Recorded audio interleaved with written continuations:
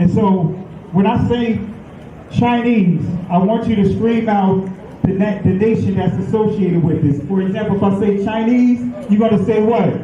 China. All right, let's say it with authority. When I say Chinese, you say what? China. All right, that's just a test right there. So here we go. Chinese. China. Russian. Russia. Italian. Italy. German. Germany. Swedish. Sweden. Korean. Korea. Egyptian. Egypt. Nigerian. Nigeria. Black. Exactly. Nothing. Tell him, Pastor. Tell him, Pastor. Black, nothing. I hope you were able to successfully identify the issue. The lion won't sleep tonight, 'cause we woke now, and we woke now. I said the lion won't sleep tonight, 'cause we woke now, and we woke now. They want us to sell our souls to barter profit, like God's property. It's hard to market, so we steady to aim, keep your eyes on target. 'Cause when you got to drive, yeah, they'd rather you park it. But I don't valet, you ain't getting these keys. I'm keeping closed hands, I'm on bended knee. I'm just a reflection, dealing with 8 sections. Art mixed with life, you can feel the convection. Your lion won't sleep tonight, 'cause we woke now, and we woke now. I said the lion won't sleep tonight, 'cause we woke now, and we woke now. I said The same people that have stripped us of our identity and labeled us as a color have told us what it means to be black. The white man is enacting a story all over the world. We left our homes and flooded the world. We smothered culture. We smothered knowledge. We erased history and rewrote it our way. Myself, my grandfather is 100% Ashkenazi Jewish. Claiming to be Jewish, Ashkenazi Jewish is just a conspiracy. White men claiming to be of tribes of Israel when I'm Germanic. You know, I have no ties to Israel, no ties to Judaism. You know, except loosely written history that's been whitewashed over for centuries. And you know, from the Renaissance. Oh yeah, right. You wipe everything clean. It's funny how exactly the Renaissance. It's this rebirth, but it's white rebirth. Think at the same exact time the Renaissance is happening, Columbus is sailing to America and committing genocide. Only one true.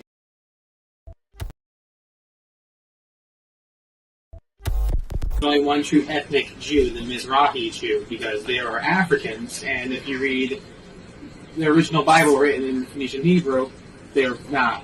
Jewish people are not Europeans. The modern Jews in Israel are Russians or Khazars to be precise, from Russia. I learned it from my grandfather that because he was an Ashkenazi Jew. The same people that have stripped us of our identity and labeled us as a color have told us what it means to be black. Most Egyptologists and anthropologists, archaeologists of the Eurocentric persuasion will say that Egypt is in Africa. They had to concede that, but then they still draw the line by saying that they weren't Africans like that. In other words, they weren't dark-skinned people. And of course, this is all part of the Great Deception. And the reality is that if they give up Egypt, ancient Kemet, if they give that up and say that that was a part of black Africa, then they will also have to give up Israel. And that's why they draw the line at Egypt, because if they give up Egypt, they've got to give up Israel. Now, we're going to go over here, and I'm going to show you where Israel sits on the African tectonic plate, which means that Israel is northeast Africa. Now, when we look at this map, this is the Sinai, okay? This is the Red Sea. This is Egypt. This is the Sinai. This is Israel. All right, this is Saudi Arabia over here. Now, if you see this in Hebrew, it says Haluach Africani, the African plate. Here it is right here. Israel is sitting right here. Israel is sitting on the Haluach Africani, which means that Israel is northeast Africa. Without question, we are in Northeast Africa. We are landlocked to Egypt, with the exception of the Suez Canal, which was a man-made ditch, a boundary now between, in fact, it's not even really a boundary anymore since Egypt has reclaimed the Sinai Peninsula. But nevertheless, even those of us who are Pan-Africanists in our thinking and Afrocentric, we forget and we leave off that portion of Northeast Africa and don't want to claim anything beyond that. Europeans classified this area as the Middle East. You know, and then since this the Middle East, the other question, where the Middle West? Where the Middle North and where the Middle South? They don't have no geographical terms like that. The same people that have stripped us of our identity and labeled us as a color have told us what it means to be black. You know what you are? You're an ancient Israelite. Ancient Israel, that's who we are. That's who we are. So if you give me time, if you give me time, but already said, no, we don't have so many years. I know. Look at this. This is pages and pages of notes. And I promise we'll give more teaching. But here is my challenge to you. All right. I'm hearing some of your traditions. It's like the days of the Bible. Yes. Do you want to remain ancient Israelites or you want to be Jews? Do you want to remain ancient Israelites or you want to be Jews? Do you want to? I'm hearing some of your traditions. It's like the days of the Bible. Yes. Do you want to remain ancient Israelites or you want to be Jews? That is the question I have for you. Thank you. I'll answer that question. Go ahead. I will help you. After the demise of Solomon, we now have the northern and southern kingdom of Israel. Yes. So when we talk about Jews, Jews are Israelites, but all Israelites are not Jews. The 10 tribes that got lost are not Jews. They were Israelites. Jews are Israelites, but all Israelites are not Jews. The 10 tribes that got lost are not Jews. They were Israelites. Jews are Israelites, but all Israelites are not Jews. The 10 tribes that got lost are not Jews. They were Israelites.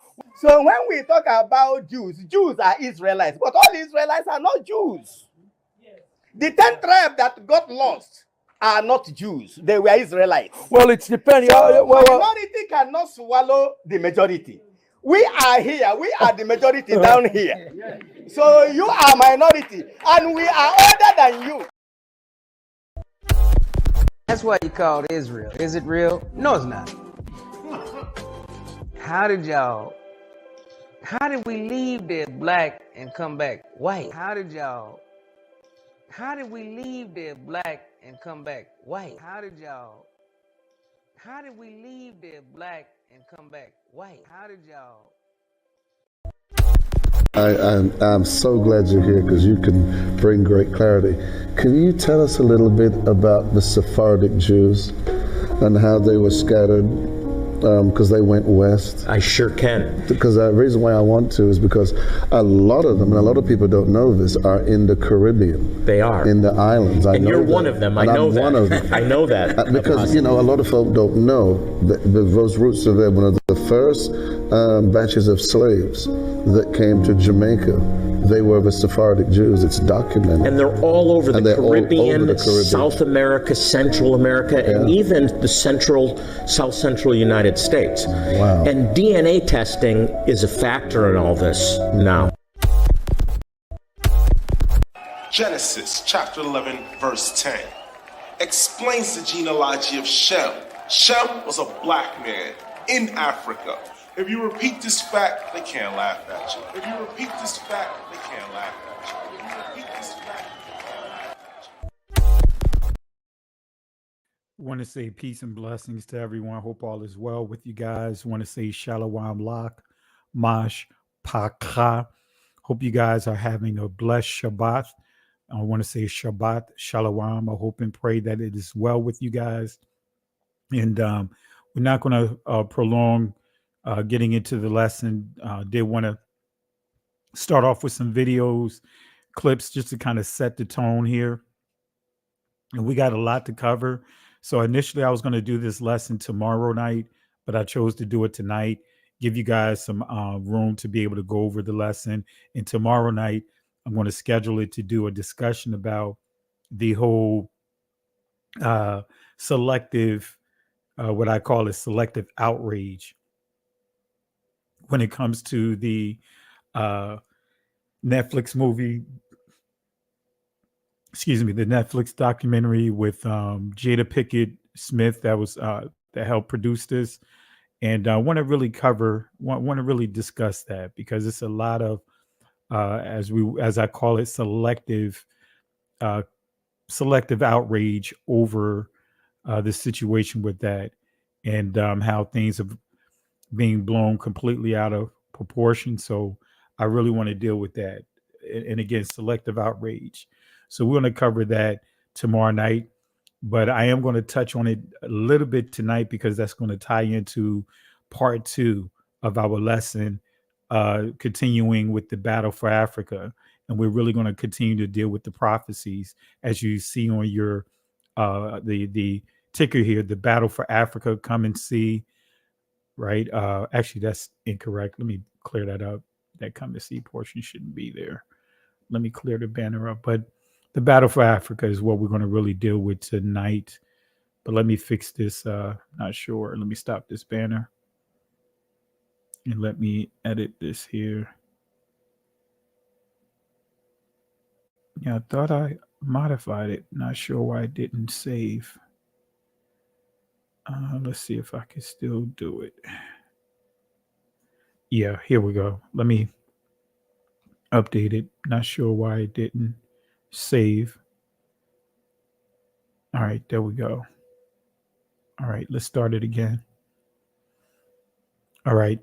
So our lesson for tonight is still part 2 to the prophecies, the 4 horsemen, the battle for Africa. This is episode 2. And tonight we're going to deal with blood drunk. We're going to deal with being blood drunk.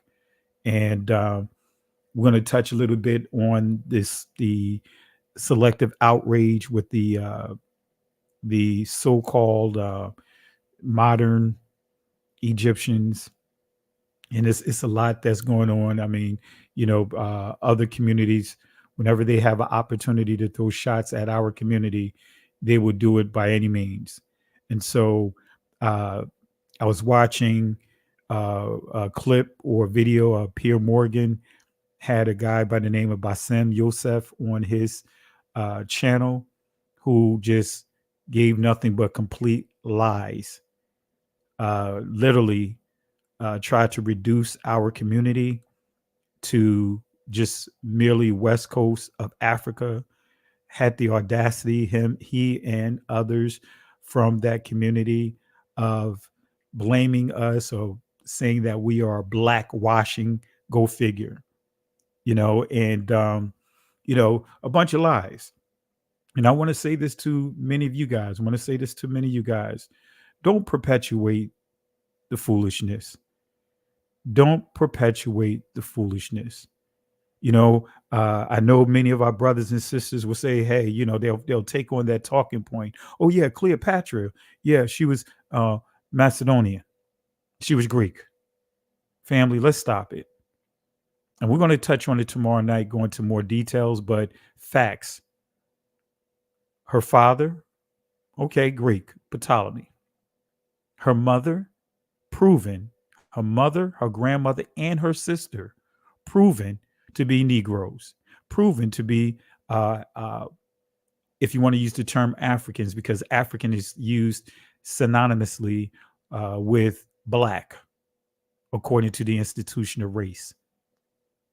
So if many will come up with that whole talking point, saying, "Oh yeah, she's Greek, she's Macedonian," but don't want to talk about the mother, don't want to talk about her grandmother, don't want to talk about her sister, don't want to have those type of discussions, but want to continue to perpetuate the lies. And that's what's so sad. So if you're going to bring up that portion of the history, bring up the full history. Bring up the full history. Don't just say she was Macedonian, which they use that synonymously with being Greek. Bring up the African side. Bring up the Egyptian side. Bring up her mother, grandmother, and sister being black. And I don't like using that institutional race construct, but for the sake of conversation, bring that up. Let's talk about the one drop rule. Let's talk about the term mulatto that was, a term used for people from that are mixed with our community. And they still fell up under being Negroes and enslaved. But now the selective outrage don't want to acknowledge that portion of history. They don't want to talk about the one drop blood rule. It wasn't just for the United States. They don't want to talk about that portion of it. And so I see a question by Cindy, which bloodline does the child take on? And you have to understand, according to the Hebrew Israelite culture, the child takes on the bloodline of the father. But of course, not other communities don't simply go off of that, even though, yes, you have the father is very important. But Cleopatra, right, was still referred to as an Egyptian among the Egyptians. Race was not how it is today. So regardless of how we want to classify her, just like there was Israelites that mixed, the scripture tells us that there were a mixed multitude. Let me adjust something real quick here because I see my camera doing something here. So again, let's not fall into the trap that many of these people, with their poor arguments of what they are using. All right, let me try it this way. The poor arguments that they're using for Cleopatra. We have to just call it what it is. All right across the board. But let's get into it. I don't want to do a lot of talking. I want to get right into the lesson. All right, so let's go ahead and get into the lesson. The battle for Africa, blood drunk. All right, but I want to start off with some of these images here. What you see is on your screen right now is Amenhotep III. And I'm going to touch on this tomorrow night. Right, this is what's his name? What they would call King Tut. This will be his grandfather. Right, this is his grandmother. Right, Queen Tayi. Notice the image. Notice the feature. Notice who she looked like. This is another image of her. Look at the hair. Look at the braids. And I have another picture of a wig that looks just like this, but because when you study the chemicals that they use for us to preserve the bodies, you'll see that it straightens the hair. So I have a wig from the 18th dynasty, but the base of it still has some of the locks in it. But this portion of it looks straight. Right? These are melanated people, family. See, if we allow them to change and modify all the players in Africa, like key players that we see within our scriptures, the Egyptians. And the scripture tells us not to abhor an Egyptian. Right? But we see the Egyptians. We see Ethiopia. Those are some of the communities that are connected to our community in terms of interaction. That's the point I want to make. So let's show a couple of more images. Let me hold up. Bear with me 1 second here. Not sure. Let me take this down for a second.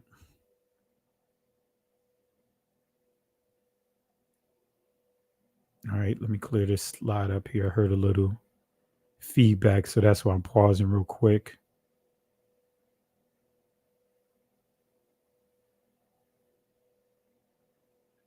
All right.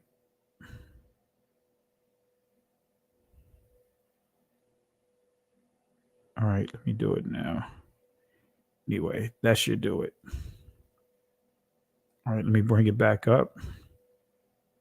All right, so this here is Nefertiti.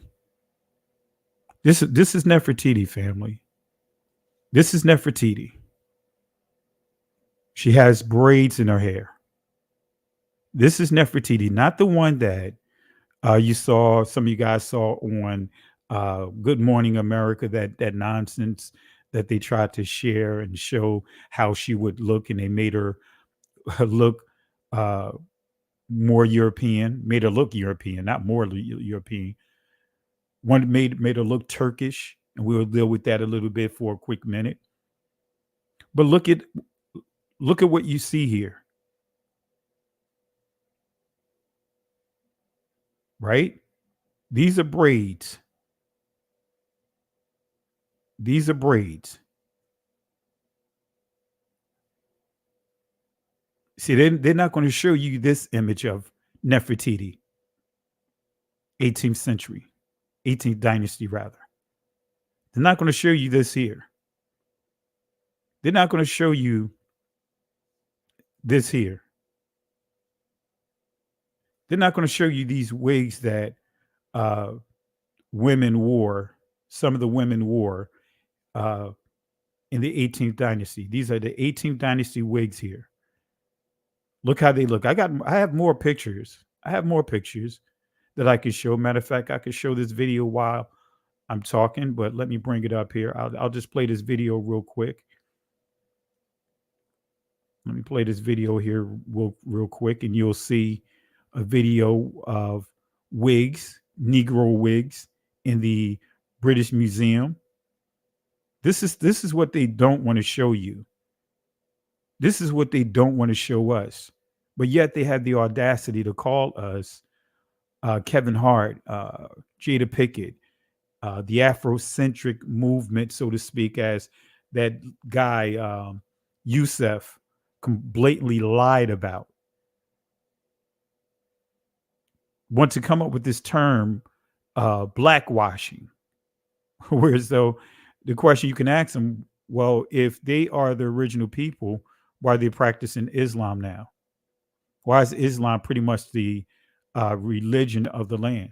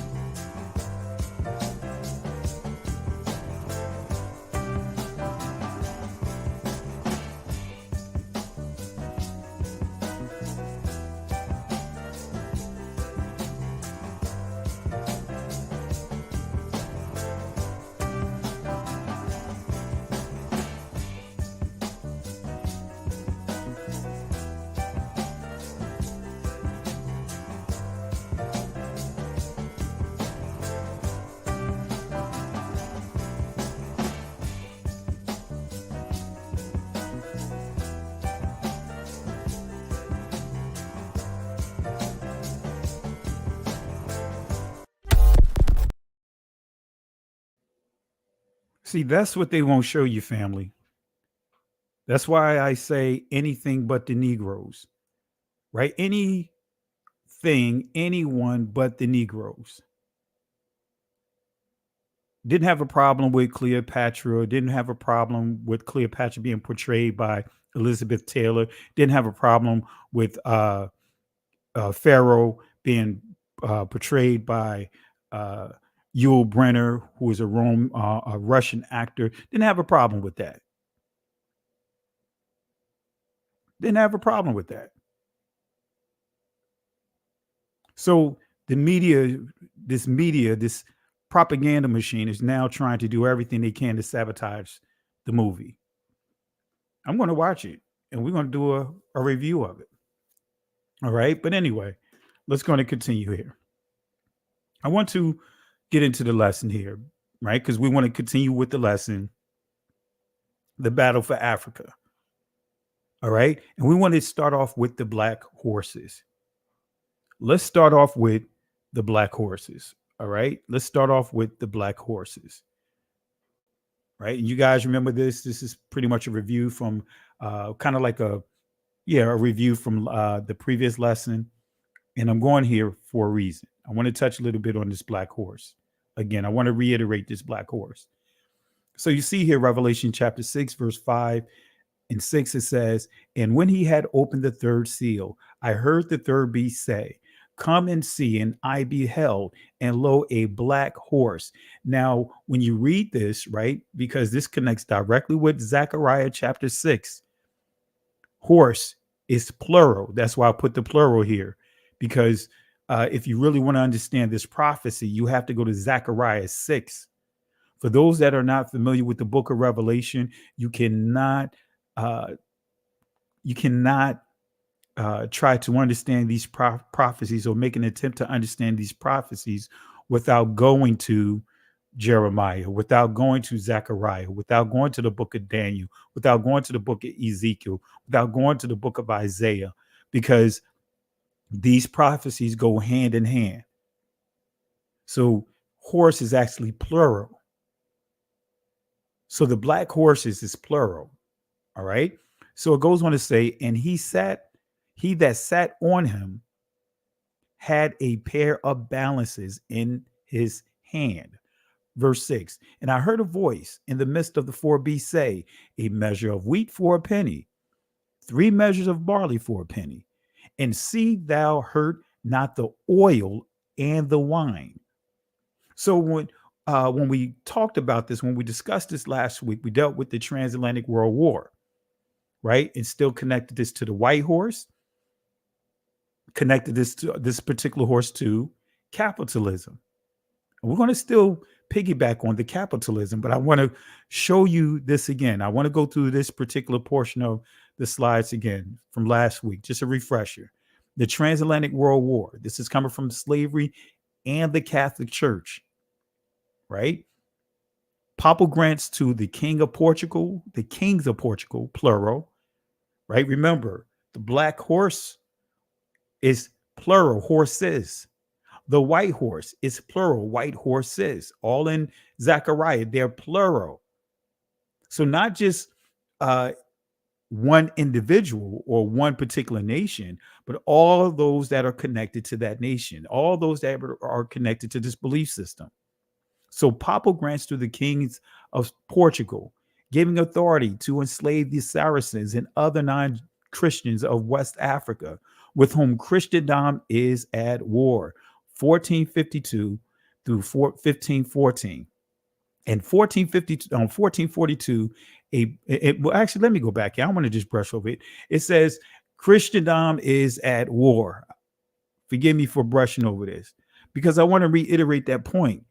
For those that keep looking at the transatlantic slave trade as a slave trade, it was a world war. It's not a slave trade. It was never a slave trade. It was a world war. They declared war. That white horse declared war, and all that's connected to that white horse can declare war, and all those that are connected to that black horse was still by way of that white horse made a lot of money. Capitalism. So papal grants to the kings of Portugal giving authority to enslave Saracens and other non-Christians of West Africa, with whom Christendom is at war. Christendom is synonymous to Catholicism or Catholic.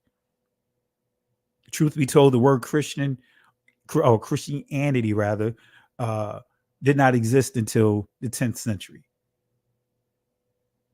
They were Catholics. Christendom again is synonymous to Catholics. But Christendom is at war.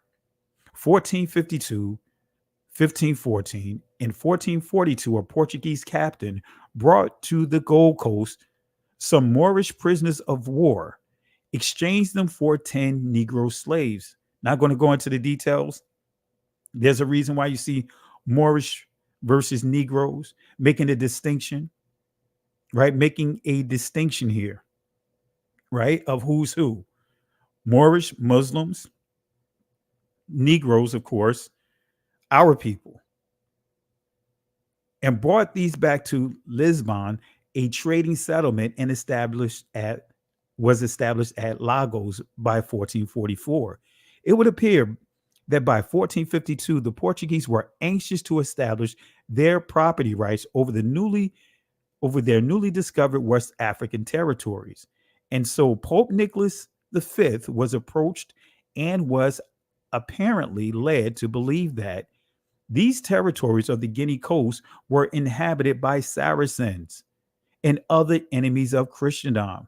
There is no other explanation of a series of papal documents, right? Documents of Papa, which applied the well-known contemporary rules of war. Let me say that again. Which applied the well-known contemporary rules of war. So not only did we have nations at war with us, we had the religious system of Catholicism coming against our community. We had Christians that was coming against our community, and anyone that was connected to this white horse, connected to that black horse. And I'm going to mention a few of them here in a second here. They were all part of this war, declared war on our community. But the Pope, which applied the well-known contemporary rules of war to the situation in West Africa, whereas the Portuguese were well aware the local Negro inhabitants were not Saracens, were not Muslims, and were not the enemies of Christendom. So we're going to break down Saracens so you understand what it means. Said that they were not Muslims, said that they were not enemies of Christendom. Why is that? Okay, so again, they were not Saracens, were not Muslims. So let's see who the Saracens are.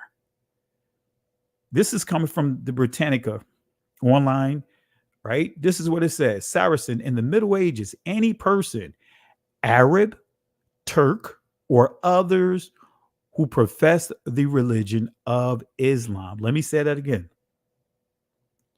Arab, Turk, or other who profess the religion of Islam.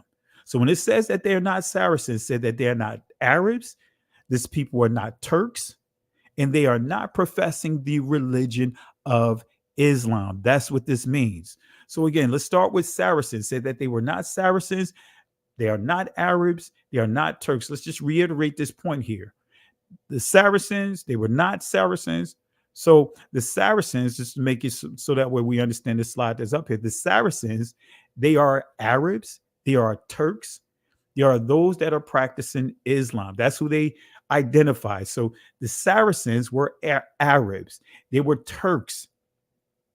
All right. So let's go back to, again, this attributes of this black horse. What is the attributes of this black horse? And I'm going to bring all of this together. Instead of a weapon, the black horse riders has a pair of balances in his hand. All right. Balance indicates commerce. They are used to measure an item being bought or sold. Who is being bought? Who is being sold? They even had their own currency for our people.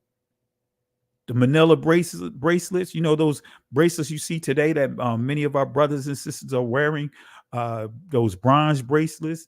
Guess what? That was currency. That was currency, depending on how many marks on it, and the tone, the lightness, or the tone, right, of the bracelet determined how many slaves that bracelet was worth. They had an actual currency for our people, buying and selling our people. So again, instead of a weapon, the black horse riders has a pair of balances in his hand. Balances indicate commerce. They are used to measure an item being bought or sold. So there is a spirit in this world, a spirit that was back then, that's still today, that is very similar to communism, but its message is trade. This particular horse, its message is driven by capitalism. So again, it says that they were not Saracens. In other words, they were not Turks. So remember, Saracens are Arabs and Turks. Well, why am I saying that?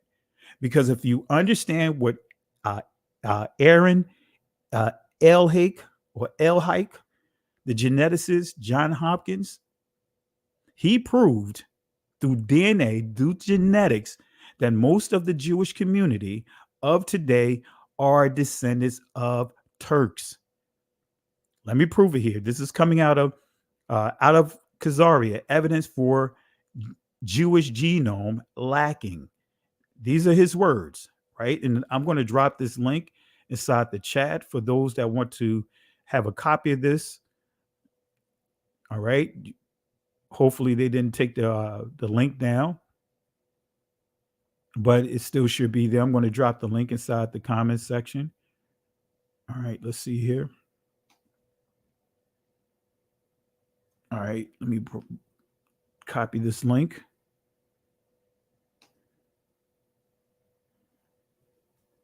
All right, let me drop this inside the comment section.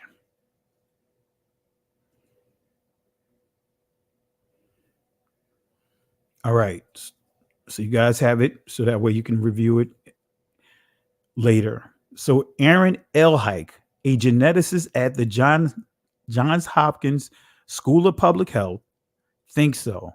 In a recently published study in Genome Biology Evolution, he is calling for a rewrite of commonly held assumptions about Jewish ancestry.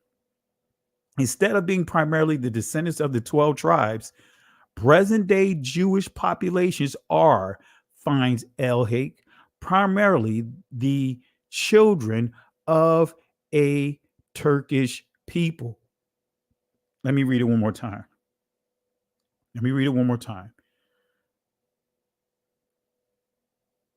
Present-day Jewish population are, finds Elhake or Elhike, primarily the children of a Turkish people. Life is like a hurricane here in Duckburg. Race cars, lasers, aeroplanes. It's a duck blur.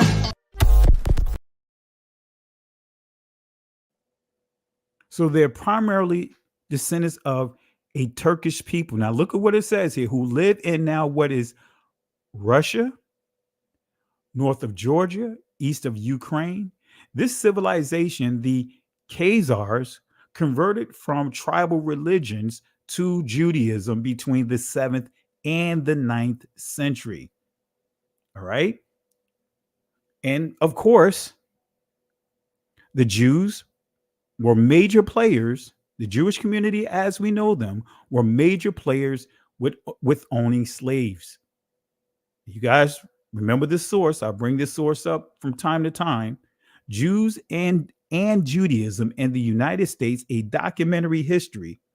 Rabbi Mark Lee Raphael. So no one can say that I'm making this up. This is a rabbi, a Jewish rabbi, a book that he wrote, 1983. Notice what he says here. Jews also took an active part in the Dutch colonial slave trade. Indeed, the bylaws of the Recife and Mauritia congregations, it says in 1648, included an imposta, in other words, a Jewish tax of 5 soldos for each Negro slave a Brazilian Jew purchased from the West Indies Company. Slave auctions were postponed if they fell on a Jewish holiday. In Correggio, excuse me if I butchered the name, in the 17th century, as well as in the British colonies of Barbados and Jamaica in the 18th century, Jewish merchants played a major role in the slave trade. Let me say that again. Jewish merchants played a major role in the slave trade. In fact, in all the American colonies, whether French, British, or Dutch, Jewish merchants frequently dominated. Let me say that again. The Jewish merchants frequently dominated. Let me read it one more time. In fact, in all the American colonies, wait a minute, in all the American colonies, let me say it one more time, in all of the American colonies, whether French, whether it's British or Dutch, Jewish merchants frequently dominated. Life is like a hurricane here in Duckburg. Race cars, lasers, aeroplanes. It's a duck blur. This was no less true on the North American mainland, where during the 18th century, Jews participated in the triangular trade that brought slaves from Africa to the West Indies and there exchanged them for molasses, which in turn was taken to New England and converted into rum for sale in Africa. Right, New England. That's where you get into Massachusetts, Vermont, Connecticut, that area. Yes, there were slave Jewish settlements up there, and yes, you had slaves up in that area. All right. So again, this is just giving some names here, but it makes it clear these individuals, all these individuals here are Jewish, right? This is Charleston, South Carolina, Philadelphia, Newport News, Virginia. It says here, dominated Jewish slave trading on the American continent. And these European outposts, the Jews, with their years of mercantile experience and networks of friends and family providing market reports of great use, played a significant role in the merchant capitalism. Didn't we just say that? Capitalism. Didn't we just mention that? We just mentioned that. Confirming that they are part of that black horse. They are a part of that black horse. Can't get around it, family. Can't get around it. Can't get around it. And these European outposts, the Jews, with their years of mercantile experience and networks of friends and family providing market reports of great use, played a significant role in the merchant capitalism, commercial revolution, right?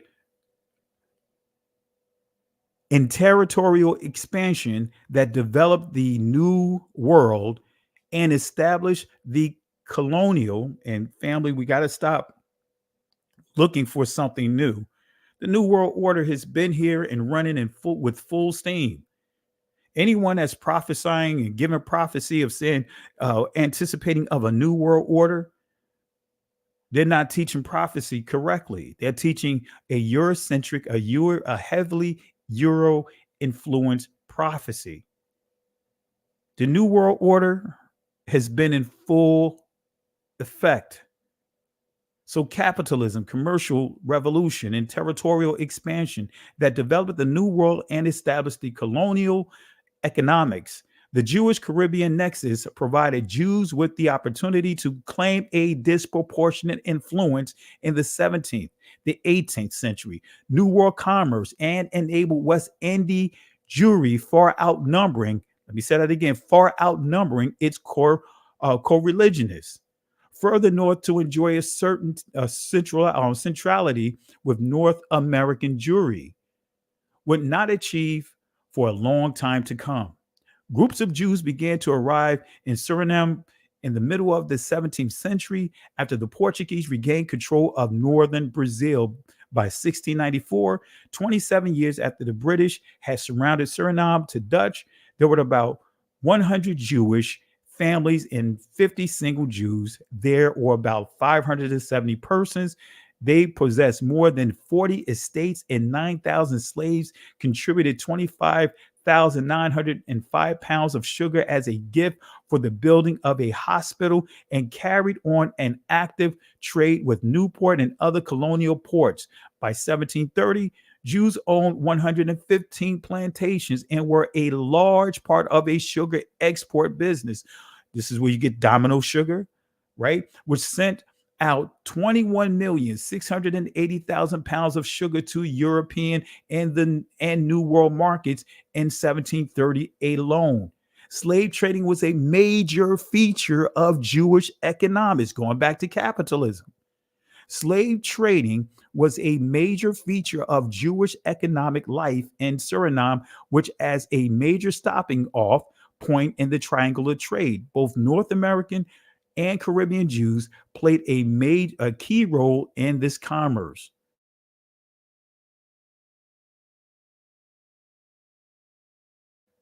All right, so our Arabs, the Saracens, they are Turks.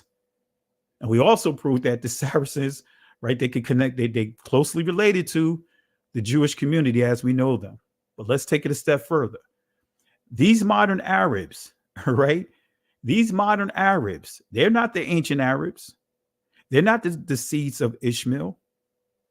These modern Arabs are Turks. All right. Some of you guys may have seen the short video I uploaded yesterday, but this is just kind of echoing yesterday. And I just want to echo a little bit what was said here. Right. This is an article here about the director of Cleopatra Speaks Out. She spoke out and addressed the selective outrage. It says here, while shooting, I became the target of a huge online hate campaign. Egyptians accused me of blackwashing and stealing their history. Stealing their history. But notice what she says here. Some threatened to ruin my career, which I wanted to tell them was laughable. I was ruining it very well for myself. Thank you very much. No amount of reasoning or reminders that Arab invasions had not yet happened in Cleopatra's age. If you understand what she said here, this is a mic drop right here. Because what we hear from these, from the church, what we hear from the Jewish community as we know them, what we hear from all these different groups, they try to tell you, for example, that they use these Turks as the barometer of trying to say how the people, what they call the Middle East today, which is Northeast Africa, look. This is where you get the term, and I'm sure you guys probably heard this before, Christ, he wasn't black, but he wasn't white either. He was olive. Now, have you guys heard that before? If you heard that before, just type one. As a matter of fact, I'll put it up here in the let's see here. I'll put a poll here.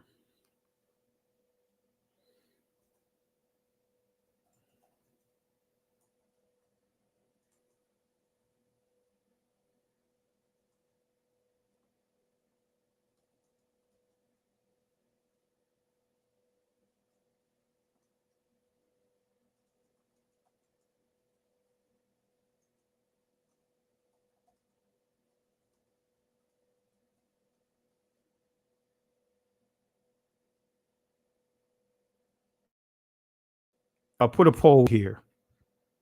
All right. All right. So we got over 200 people here. Watch. Let's get that likes up. Let's try to get to 200 and let's start our road to 50,000 subscribers. And again, if you have a YouTube channel, even if you don't have any subscribers, share this video on your channel. Share this video. I want to encourage everyone that's connected to We Woke Now. YouTube has me shadow banned. They've been suppressing the likes and all that. They've been suppressing the views and all the subscribers. So how we break that? If we have 100 people here, each one of you guys have a YouTube account. Just share the video in your community channel. Just share it. Just click share, and it'll share it on your channel. Let's get at least if we have 100 people here that already liked the video, more than likely you guys have a YouTube account. share the video on your account, and that'll help us knock down the nonsense. All right. That'll help us break this algorithm that they're trying to do, that they use to suppress our channels. But anyway, so we hear that all the time, that the green olive, right? Christ, the Israelites, they all were olive. And they're referring to the green olive. That's why I came up with a lesson titled The Martian Christ versus the Negro Messiah. Anything but the Negroes. And I encourage you guys, if you haven't watched it, those that are new to the channel, go to the foundational playlist, and you will see that lesson. I really go in. I prove that the Messiah had locks. I prove that Solomon, give you proper clarity on Solomon, his appearance and everything. So I encourage you guys to go there. But nevertheless, that's why I said a Martian Christ, because they'll say Christ, right? He's olive, but they're not referring to the blue-black olive. They're referring to that green, yellowish, that sickly looking olive. That's what they're referring to. And that's what she says here. She's making it clear. Reminders that the Arab invasion had not yet happened in Cleopatra's age. Most people don't know about the Arab invasion. I'm going to briefly touch on this, but tomorrow night we'll go deeper on this. The Arab invasion. So she's saying, hey, that didn't happen in Cleopatra's age. So in a nutshell, what she's saying is, you can't say she was olive. You can't say she looked like she was Turkish. That's what she's saying here. It says here, no amount of reasoning or reminders that Arab invasions had not yet happened in Cleopatra's age seem to stem the tide of ridiculous comments. Amir, in his bedroom in Cairo, wrote to me to earnestly appeal that Cleopatra was Greek. Notice how she slammed him, which is a good thing. Oh, Lord. Why would that be a good thing to you, Amir? You're Egyptian. What she's saying is, you would rather for her to be a Greek than to even have the thought that she was mixed with our community. That's what she's slamming her with. You would rather pump your chest out and say she was Greek. Come on, family. That's exactly what she's saying here. Remember the one drop rule, right? Ptolemy, okay, Greek, Macedonian, that's Greek. But what about the mother? What about the grandmother? What about the sister? Who all was proven to be dark melanated people? All right. So was Cleopatra black? We don't know for sure, but we can be certain she wasn't white like Elizabeth Taylor. We need to have a conversation with ourselves about how colorism and the internalized white supremacy that Hollywood has indoctrinated us with. Come on, family. We done had everything whitewashed, our whole identity taken from us. So when we understand the Arabs and what she was saying here, she was referring to the Arab invasion of Egypt. So during the reign of Umar, the second caliph of the Arabs, Arab armies under the leadership of Amr ibn al-As invaded and conquered Egypt in 639 AD. Now, let me confirm a few more things with this source here, Outlines of Ancient Egyptian History. Notice what it says here. How often do we see in Eastern monarchies and even in European states a difference of origin between the ruling class to which the royal family belongs and the mass of the people? We need not leave Western Asia and Egypt. We find there Turks ruling over the nation. Wait a minute. We find there what? Turks. We find there what? Turks ruling over nations to the race of which they do not belong. Although they have adopted their religion.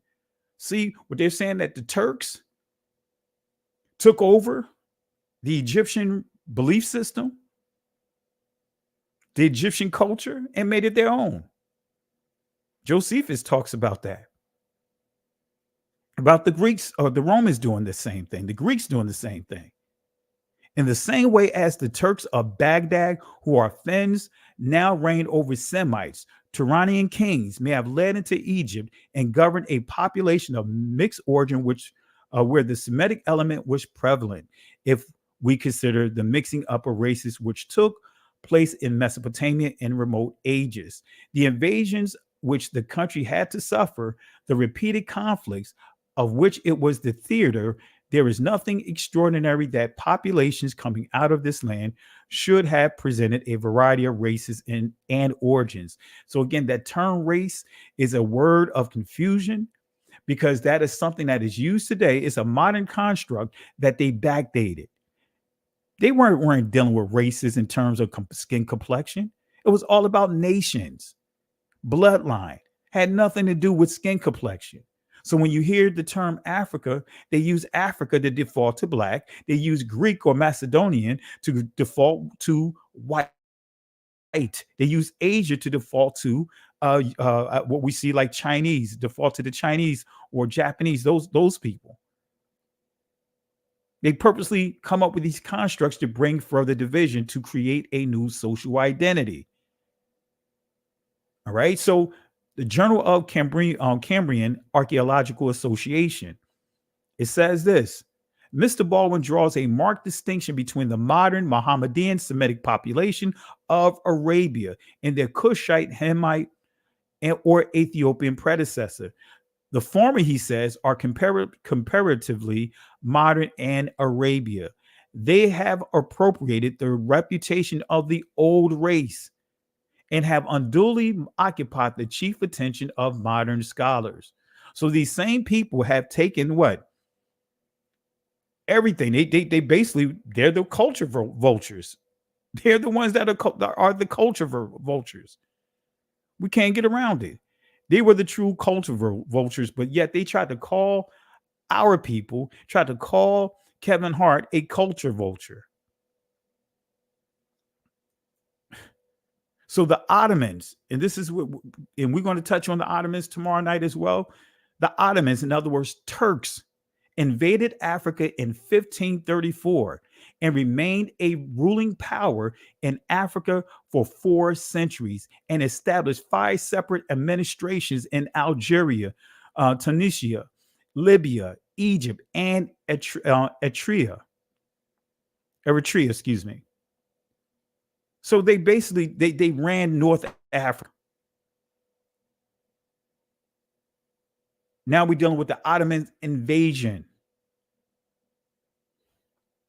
They invaded North Africa, Morocco, and all of those places. Those are Turkish people that you see there, outside of those that look like you and I. But you don't hear them talking about this. All right.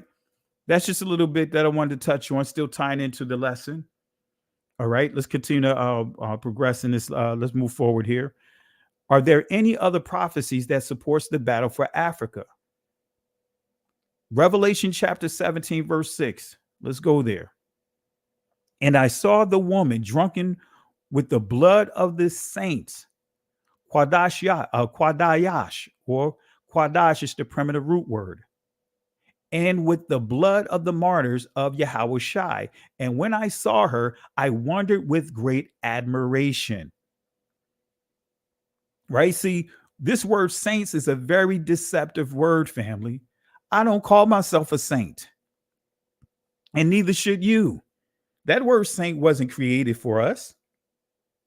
That word saint was created for the Catholic Church and whomever they deem to be holy after they die. So what this is dealing with is the blood descendants of Israel. And when it says the martyrs, those that follow the Messiah as well, those that have died for the Messiah. And when I saw her, I wondered with great admiration. This is not dealing with the church family. And this is when we get into words of confusion, replacement theology, covenant theology, because many would teach this and put here saints, the church. No. It's the church, as I proved, the Roman Catholic Church. It's Islam, it's Judaism, it's these religious systems that fall up under that black horse of capitalism that have enslaved our people. They are not the saints.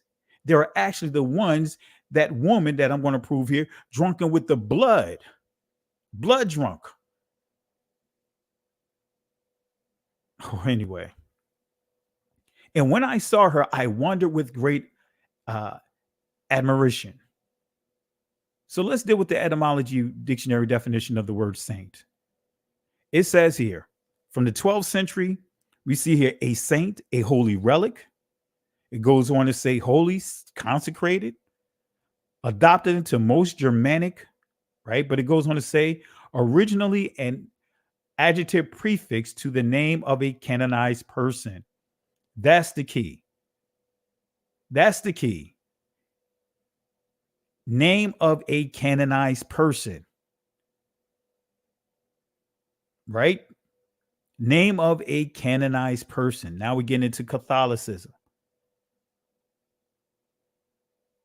So the etymology dictionary definition says the word saint is the name of a canonized person. So now let's delve into a little bit more about the deception of the word saint.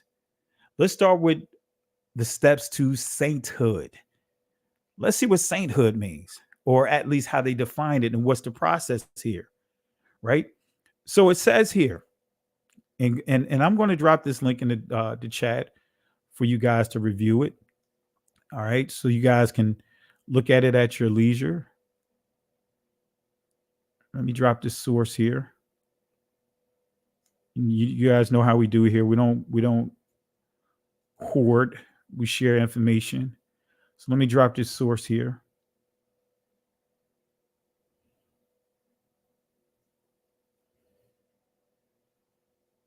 All right, there you go. All right. So like I said, family, tomorrow we'll deal with more of the discussion about Cleopatra, not just Cleopatra, but the Egyptians as a whole. We'll deal with the Turks and all that. But just kind of wanted to touch on it a little bit to set up the black horse, to set up the battle for Africa that is still going on to this day. All right. And if you haven't seen episode 1, I encourage you guys, go and watch episode 1, so that way you'll be brought up to speed and you won't kind of be feel lost about some of these horses. Watch episode 1. We shared a lot of information there. So saint, for all the beatified, both martyrs and confessors, to be canonized, one miracle is required. It must be proven that this event took place through the intercession of the blessed and after the date of his or her beatification. So this is the process of sainthood according to the Catholic Church, right?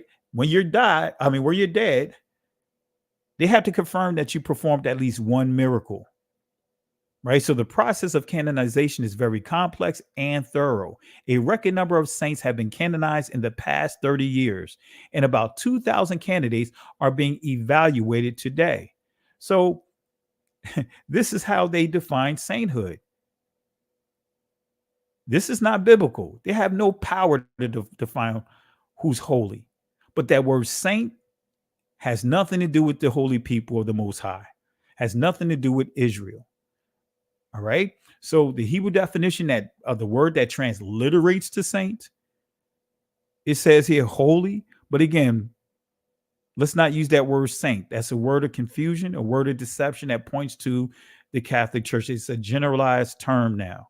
No, we're the holy people of Yah. Israel is the holy people of Yah. As you see here, holy, separate. All right. So let's go to the primitive root word of this word, which is quadash, right? Which means clean, consecrated, dedicate, keep, proclaim, purify, sanctify, hallow. Okay. So the transliterated word saint is actually referring to Israel, not to a church. It's supposed to point to Israel, not to a church. So when you look at the passage that we highlighted thus far, I'm going to prove to you that it's dealing with Israel.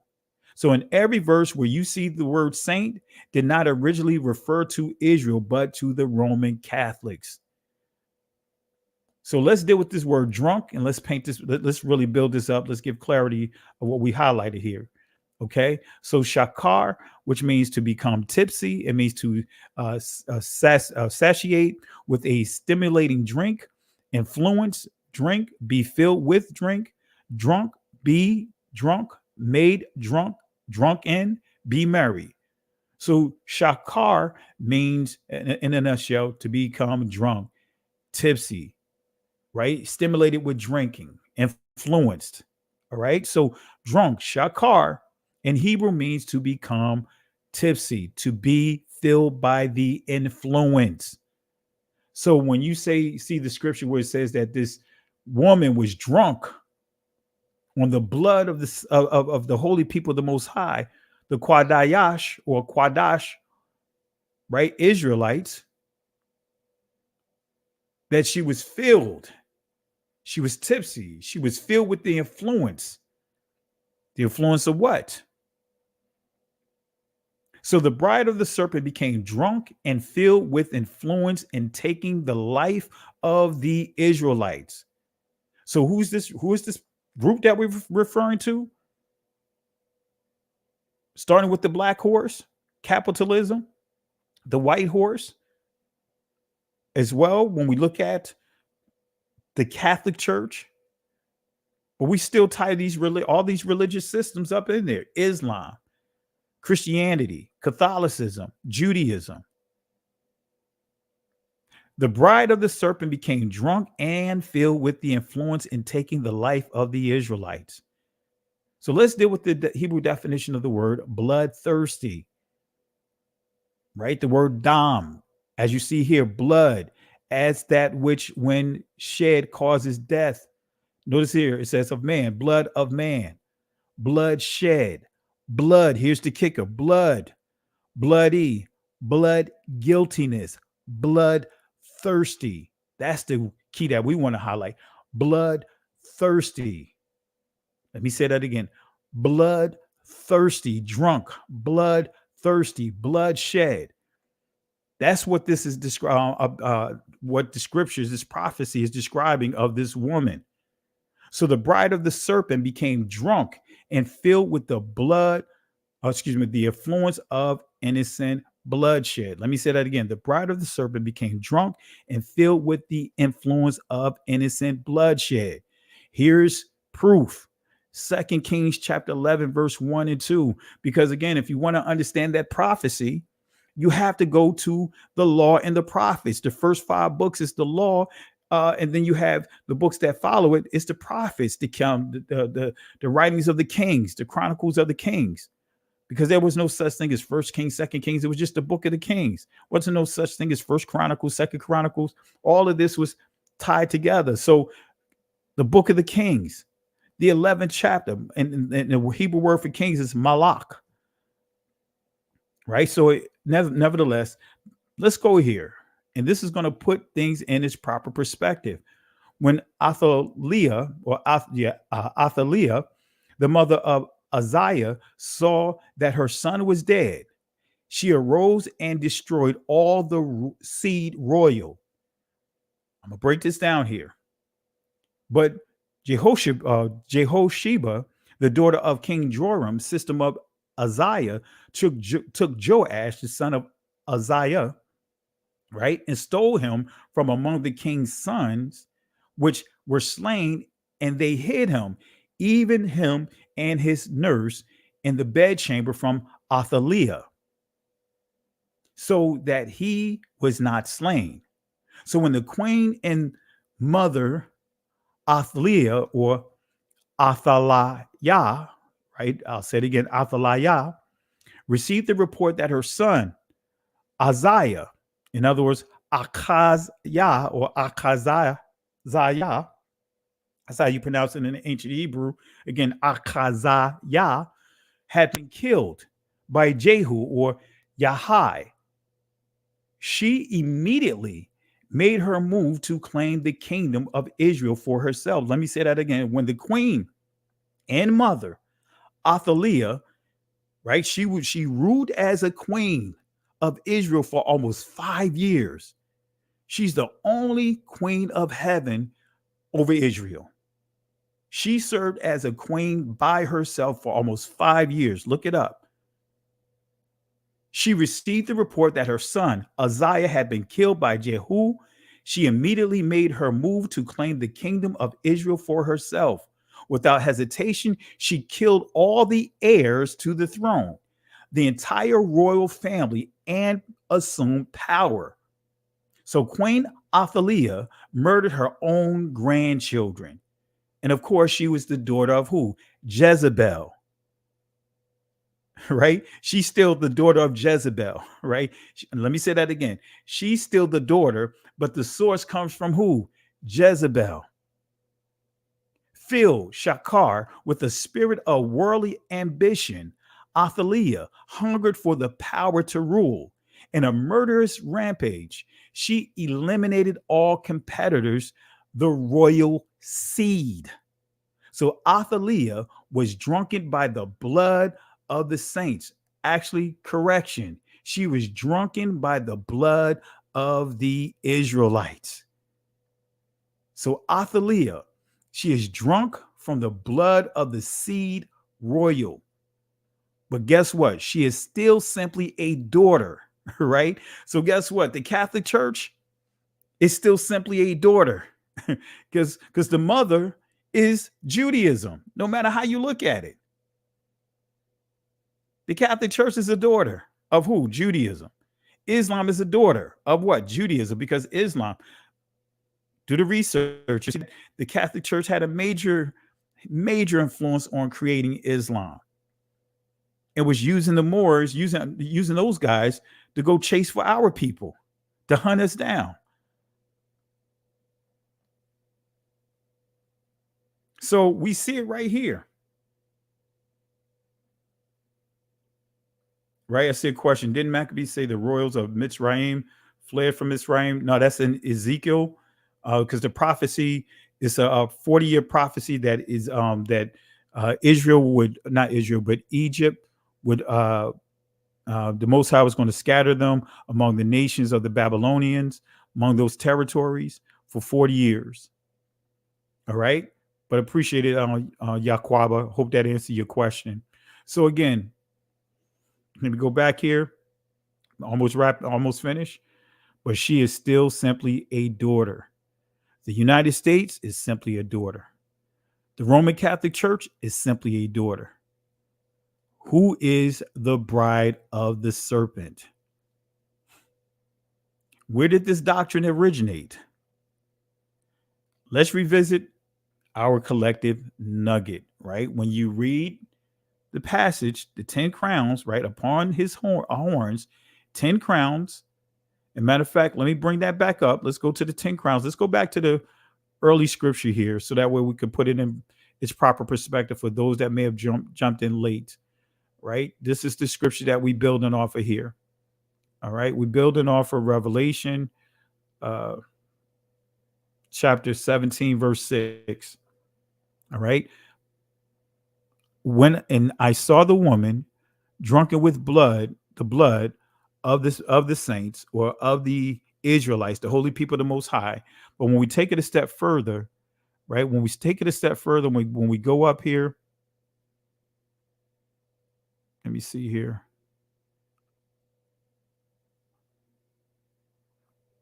Actually, I believe that's chapter 13, actually, is where we this comes from. I should have put the scriptures here.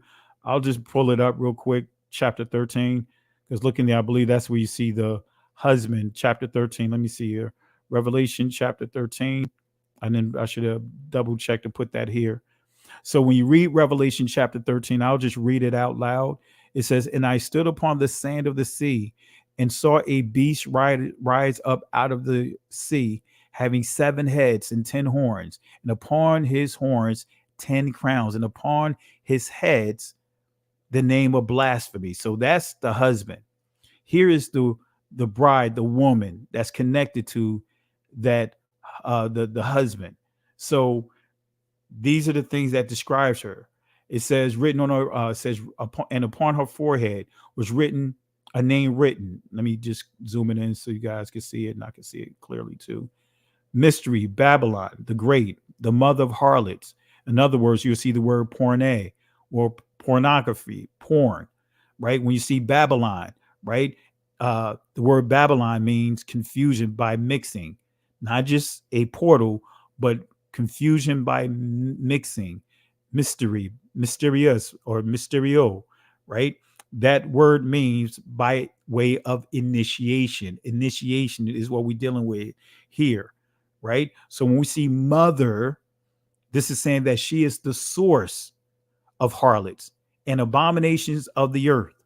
So this is Revelation 17, but she is still the bride. So the bride, she is the bride of the beast that's in Revelation chapter 13 that I just highlighted. All right. So let me go back here. All right. So that's the nugget here. So I didn't add that scripture. I should have added it here. But upon his horns, 10 crowns. All right. Why is that important? 83rd book of Psalms, 10 crowns. Let's start with verse 1. Keep thou silence, O Elohim, hold not thy peace, be not still. In other words, be not quiet, O Elohim, for lo, thine enemies make a tumult, and they that hate thee lift up the head. So when we look at the Hebrew definition of the word tumult, which is hamai, means, it says here, to make a loud sound, to be in great commotion, to rage war. In other words, it's saying that they are making a battle cry. And when we hear people like these people that are doing today, trying to put out a battle cry by calling us culture vultures, by trying to say that there was no, that the Egyptians were not dark melanated people. They're saying that the Israelites are not dark melanated people. Soon they're going to be telling you that Ethiopia was not dark melanated people, because more and more we still see that influence, that Turkish invasion that's trying to make its way, seep in, and not just into what we see, but also to how we interpret any ancient text in that area. We're going to automatically default to these modern Arabs, the Turks. All right. Not the ancient people, not what I just shared with you, showing you Negro wigs or Negro hair. They're going to have us default to the modern stuff that we see here today. So tumult means war cry. And when we go to Merriam-Webster dictionary, what it says about war cry, it says a cry used by a body of fighters in war. But the key is entry number 2. A slogan used especially to rally people to a cause. Well, what is the slogan that they're using, right? Black Hebrew Israelites, the term is a slogan, because none of us call ourselves Black Hebrew Israelites. None of us call ourselves Black Hebrew Israelites. But they're using that as a slogan. They're using it as a battle cry. Hebrew Israelites is becoming a byword, a battle cry. Come on, family. Slogans. Now they're calling those that are educated or waking up culture vultures. Even that term woke, which referred to our people becoming more aware of the social suppressions around us. Now that's being even used. Woke culture. Everyone is hijacking that term. Oh, that's the woke culture. In other words, conspiracy. They want to make that term woke into, those the crazy people over there.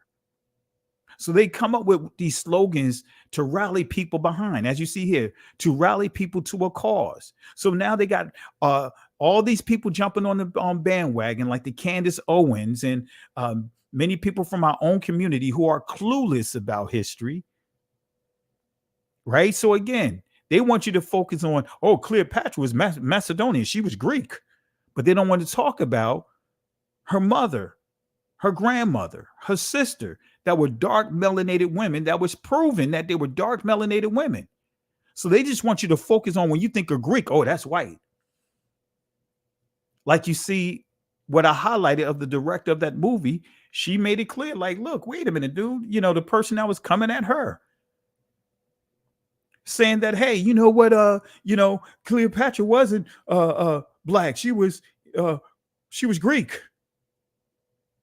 And she's saying, wait a minute. And you supposed to be feeling good about that? You supposed to be an Egyptian. And you sit up here bragging just because you don't anyone but the Negroes. You're allowing agendas to get to you, manipulate you to thinking that there's a problem with being dark skinned. Because why?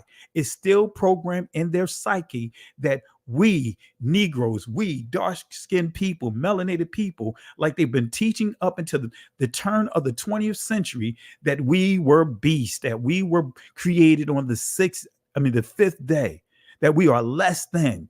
That's why it's an insult to these people or any other people for us to be up under us, to find out that, wait a minute, they're the people of the book. No, wait a minute. You saying that the original ancient Egyptians, dark melanated people?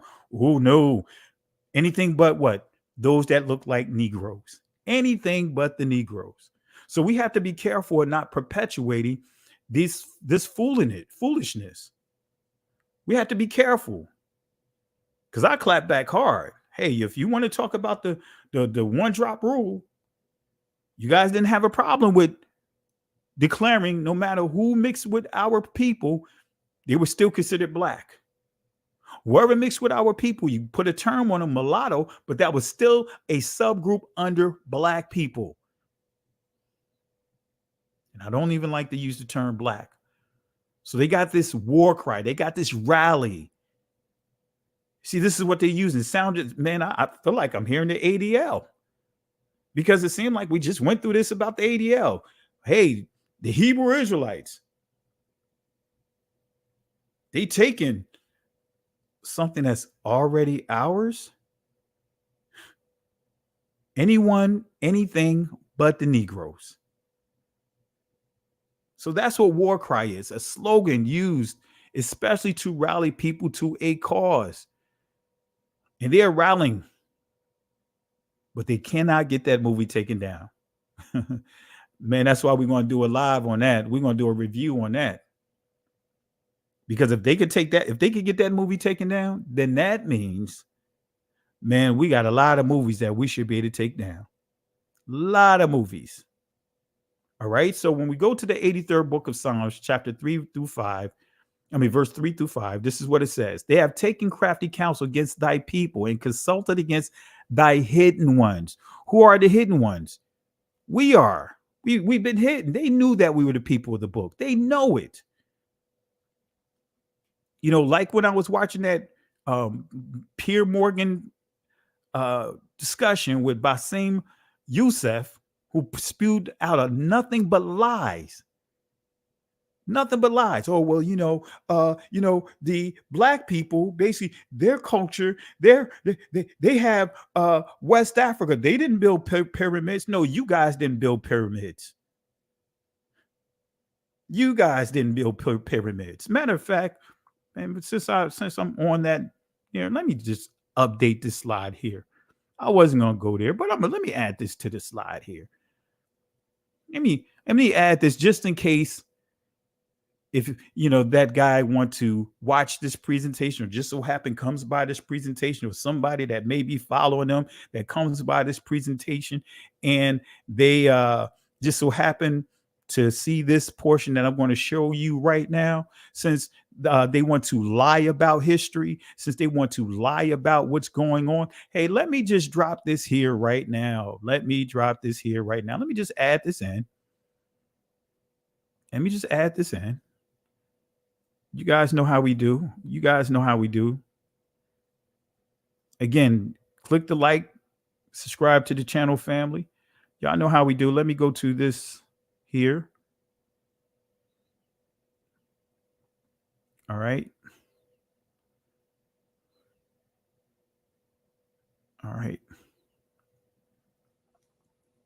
Let me put this right here.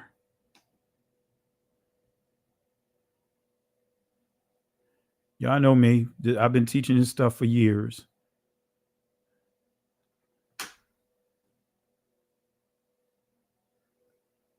All right, let's see here. I got it in. Let me clean it up real quick.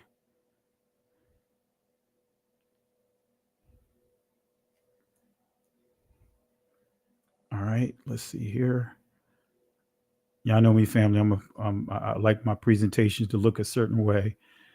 So it'll burn me up if I didn't clean it up here. So, but let me add this here. Then we'll go back to reading this passage. All right. Okay, almost done here. I'm just cleaning up this slide here to have a little continuity. All right, so let's go back here. All right, let's go back.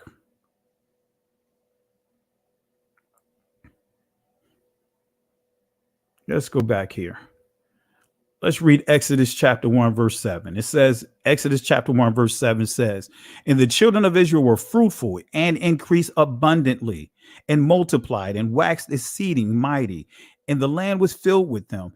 Now there rose up a new king over Egypt, which knew not Joseph, right? So when we go here, right, Cranium Aegyptica, Samuel Morton, page 66, Dr. Samuel Morton, this is what he wrote. If it be allowable to make these data the basis of calculation for the past 35 centuries, it will follow that upwards of 10 million Negroes have been brought as bondsmen into Egypt during that period. Right? Bondsmen, slaves, right? I don't see anything that says Turks. See, they want to completely downplay and disregard us and also disregard the scriptures. Doesn't that sound familiar? That you have these people, they can bash the scriptures, and those that hate us so much, they say, we'll hey, you know what? We got, I seen Christian channels lining up with these guys, as far as these modern Egyptians, and echoing the same craziness. And of course, you always see the hopping bobs among them as well. Don't have a clue about history. The vast influx of Negroes into the valley of the Nile. And remember this, family, if you study the Nile River, the Nile doesn't start from top to bottom. It doesn't flow from north to south. It flows from south to north. So when they say that the Nile, all right, the cradle of life, all right, the Nile will be further south. It'd be towards the center of where the Nile began, not all the way up at the top. Messing some people up with this, right? Going deeper into the Ethiopia, right? Blackface. Ethiops, blackface. Kamad, land of the dark people. The vast influx of Negroes into the valley of the Nile must necessarily have left its impressions on the physical traits of the Egyptians themselves in modern times, as seen in the Copts and in more distant periods, as proven by the Negroid heads, and which both the configuration and expressions are too obvious to be mistaken. But it may be inquired, how does it happen that Negroes of their descendants should be found in the catacombs? What they're saying is, how in the world do we see these Negroes that we have enslaved here? I'm studying these craniums that's coming from the catacombs over there in Egypt, but I'm seeing that their cranium, the nasal cavity, and all the different areas that they measure, he's saying that it matches the same people that's all up in Egypt, all up in those catacombs. Wait a minute, these Negroes here that are enslaved here, it says of their descendants should be found in the catacombs if they constituted a menial or slave caste in Egypt. It goes on to say on page 66, Negroes were numerous in Egypt, but their social position in ancient times was the same that it now is, that of servants and slaves. Oh my goodness, man. This is a drop the mic moment right here. Matter of fact, this is the ducktail dance. This some of you guys should be doing this right now. Life is like a hurricane here in Duckburg. Race cars, lasers, aeroplanes. It's a duck blur. Come on, family. Come on, family. They don't want to pull this stuff up. So even though some of his racist stuff was disregarded when he was saying that, hey, brain size determines your intellects and all of that, but they did not debunk, they did not discredit, they could not prove him wrong when he said that, made this assessment on the skulls that he analyzed, over 700 of them. And in this source, he got it drawn out and all. Right? So going back to the 83rd book of Psalms, right? Again, it says here, they have taken crafty counsel against thy people and consulted against thy hidden ones, right? You and I. They said, come, let us cut them off from being a nation. That the name, in other words, when you understand the Hebrew word for name is sham, means reputation. It also means literal name, but the reputation, their character. Let's cut them off from being a nation, land, family, and tongues. We was kidnapped. We was raptured. That's what rapture means: kidnapped, raped, murdered. Our identity taken from us, repackaged. That the name of Israel may be no more in remembrance. That we don't even know who we are. And guess what? And more people will start piggybacking off of the delusion. Right? You know, being as Jeremiah talks about, we inherited lies of our fathers. Not just referring to those other nations, it's talking about us too. We inherited lies. Because even many of our fathers were lost and brought on those lies, inherited and passed down lies. For they have consulted together with one consent, akkad. They are confederate. Barayath, against thee, in the Israeli barit.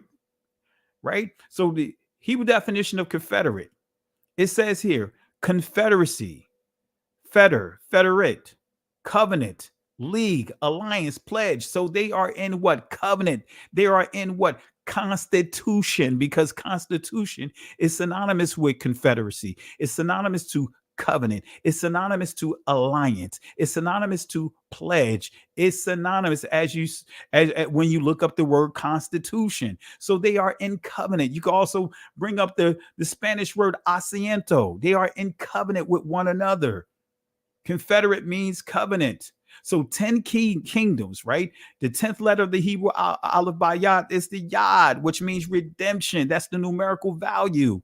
So they're going to do everything to mess up with our redemption, because they know that the Messiah said in Matthew chapter 15 that he did not come for no one else. He was not sent for no one else but the lost sheep of the house of Israel. So they want to do everything to manipulate what salvation is. They want to do everything to manipulate what redemption is. They want to do everything to manipulate among our community what love is, what brother is, what family is. They want to manipulate us so bad that we start taking on their behaviors. They put a Messiah that looks like them, an image of this false Messiah that looks like them, and force it on us.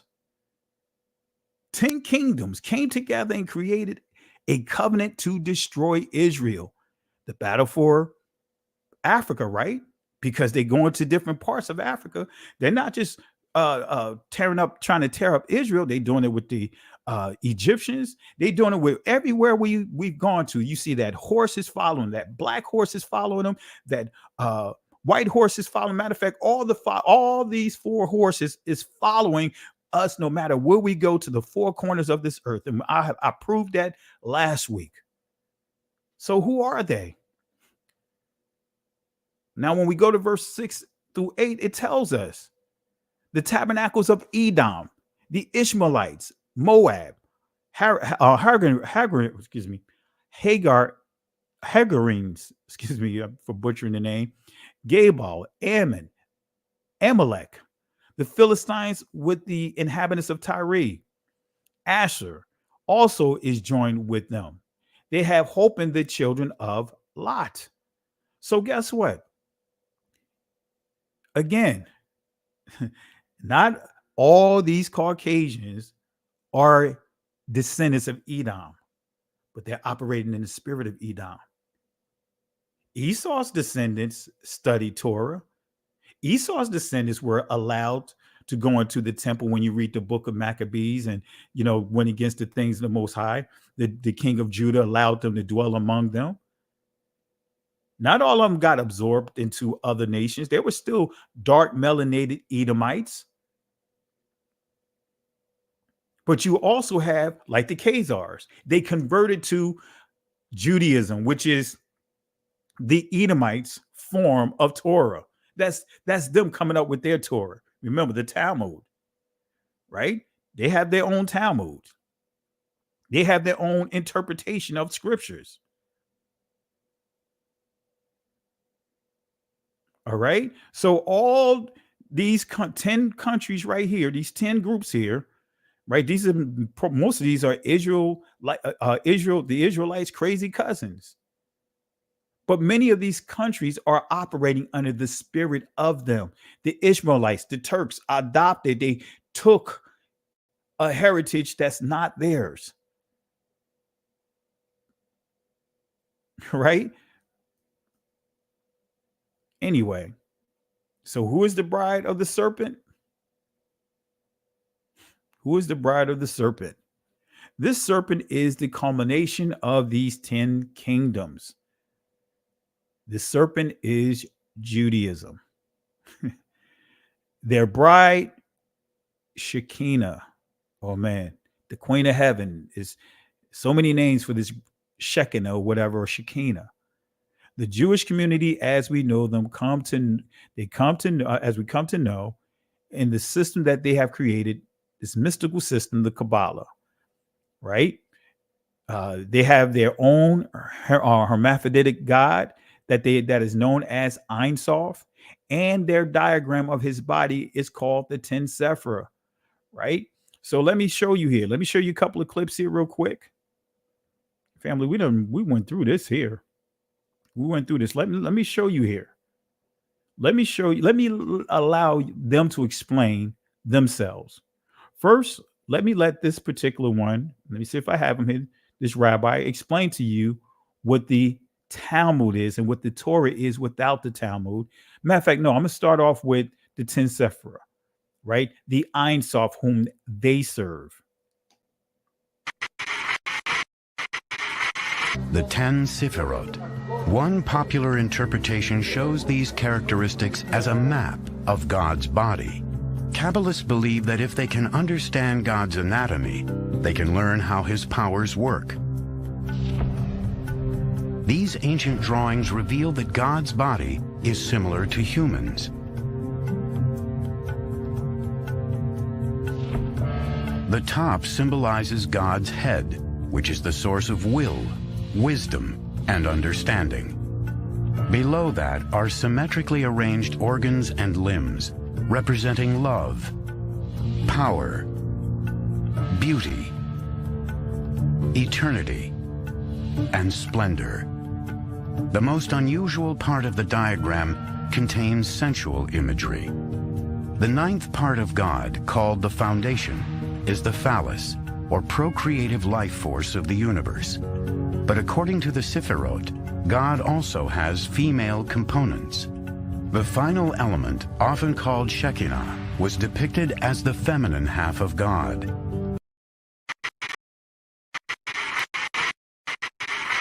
The Kabbalah describes that the one self, God, has two aspects, the masculine and the feminine.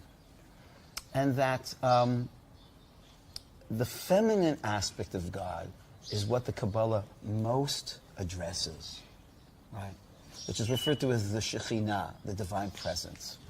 And it's the feminine side of God, which is the side of God that's described as receptive. We would not know how to live on the Sabbath if it were not for the oral law. We would not know what the laws of the dietary laws of kashrut are if it were not for the oral law. We would not know what the tefillin, what the boxes on our arms and heads that we wear every morning in our prayer service, what they're supposed to be. And in fact, all of Judaism would be completely mysterious. It would be voodoo if it were not for the... This is how the Zohar interprets the opening words of Genesis. The Hebrew is Bereshit, bara, Elohim, which we usually translate, in the beginning, God created. But the Zohar insists on reading the words in the precise order in which they appear in Hebrew. Bereshit, in the beginning. Bara, it created. Elohim, God. In the beginning, it created God. The Zohar takes that to mean, in the beginning, infinity created God. Now, what could that possibly mean? God is now the object of the verse, not the subject, which sounds impossible or heretical, but the Zohar, I think, is saying that infinity is the true reality of God. Anything else that we call God is puny compared to that. That's our own imagination or our own estimate of what God could be.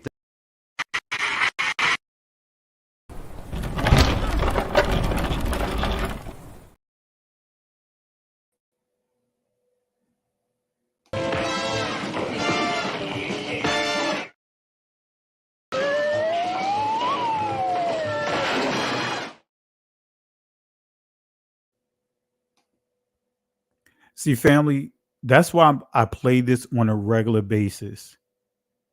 And Sister Carol, she'll tell you I've been teaching this for years on top of years.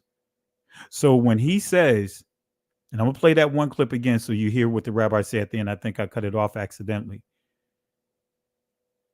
When that one person, that last person that was speaking, that rabbi, that teacher, that scholar, when he said that the infinity created God, that's the Ein Sof. The Ein Sof is referred to as infinity. Right? That's all the Kabbalah, which stems from, that's embedded with the Makabah or Makavah mystical systems. Right? So let me play this one more time so you can hear real clear at the end of what this rabbi says about the oral law, which is the Talmud. Is supposed to be oral, but it's written. Now that's supposed to become the law of Israel today. So let's hear what he says. Let's hear what he says. Let's see if you can hear at the end what he says about without the Talmud, that the Torah would be like practicing voodoo. Listen again. We would not know how to live on the Sabbath if it were not for the oral law. We would not know what the laws of the dietary laws of kashrut are if it were not for the oral law. We would not know what the tefillin, what the boxes on our arms and heads that we wear every morning in our prayer service, what they're supposed to be. And in fact, all of Judaism would be completely mysterious, would be voodoo, if it were not for the oral law. So you heard it with your own ears. You heard it with your own ears. This is not me making it up. This is exactly how they feel about or what they teach. Right? Let me see if I can find this here. I want to see if I have the. Let me see if I have it here. Let me see if I could pull up the information to prove to you as well that Ein Sof means infinity.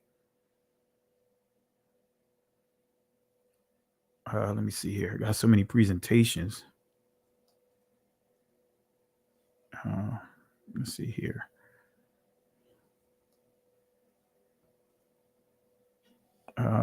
That's not it. That's not it. Let me try it a different way. Ein. All right. That's not in that presentation. I have it somewhere. I know I have it in one of my presentations. Let me see if I can import it real quick here. All right. Before I drop the link, because I'm gonna drop the link for a few minutes. Let me see here. All right. Let me see if I could drop it in here. I may have some links here. Let me see if I could work on it real quick. Let's see.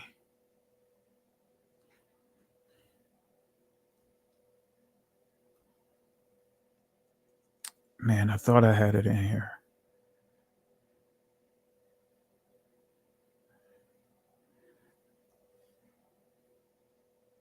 I thought I had it in. New and existing customers can choose the phone name. Sorry about that. That's my phone here. Let me see if I could do it this way. AI.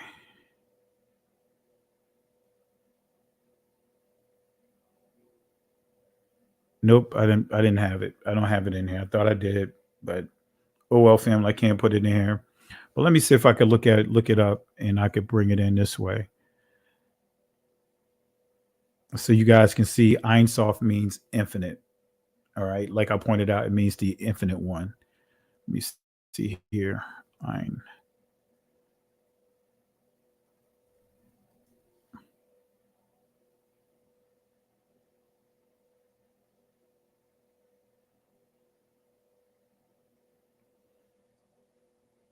All right.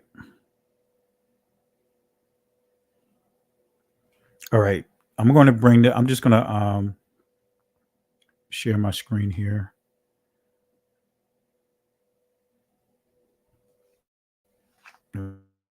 Make sure that I have it saved somewhere else before I do this, because I'm gonna share this on the screen just so that way you understand that I am not making any of this stuff up, because I know some of this stuff can be brand new for some of you guys, so I don't want to, or some of it can catch you completely off guard that you didn't think that you would hear some of the stuff that I'm presenting here, these facts.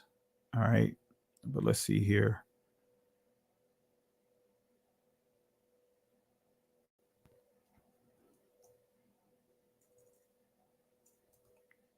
Nah, I don't have it here. Let me do one more search. If not, I'll just do it a different way.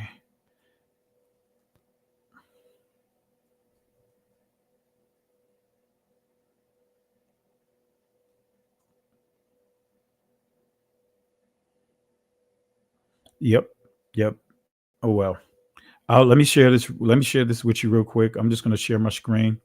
Let me just add it, and I'll just read it to you online. We'll just do it that way. And then I'll drop the link for anyone that want to jump on before I wrap up. Let's see here.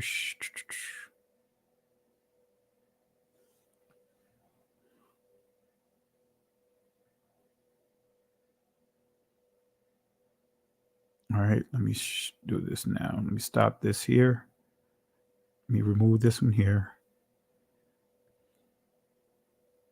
And let's go to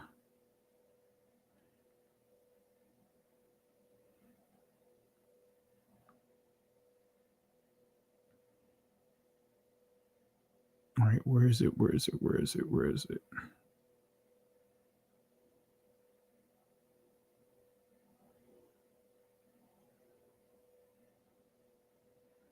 All right. Oh, here it is.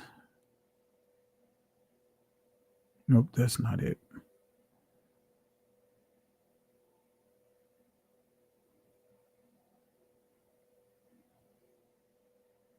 All right, here we go. All right.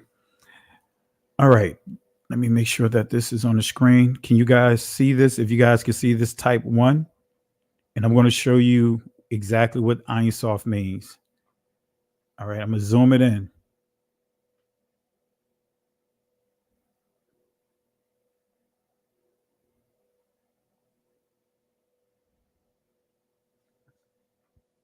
All right. Here's Ein Sof. Infinite.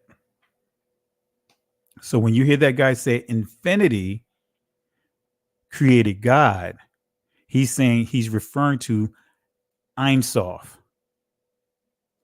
Right? And as you see here, name given in Kabbalah to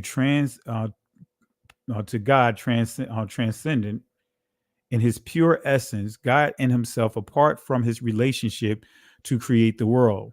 Since every name which was given to God referred to one of the characteristics or attributes.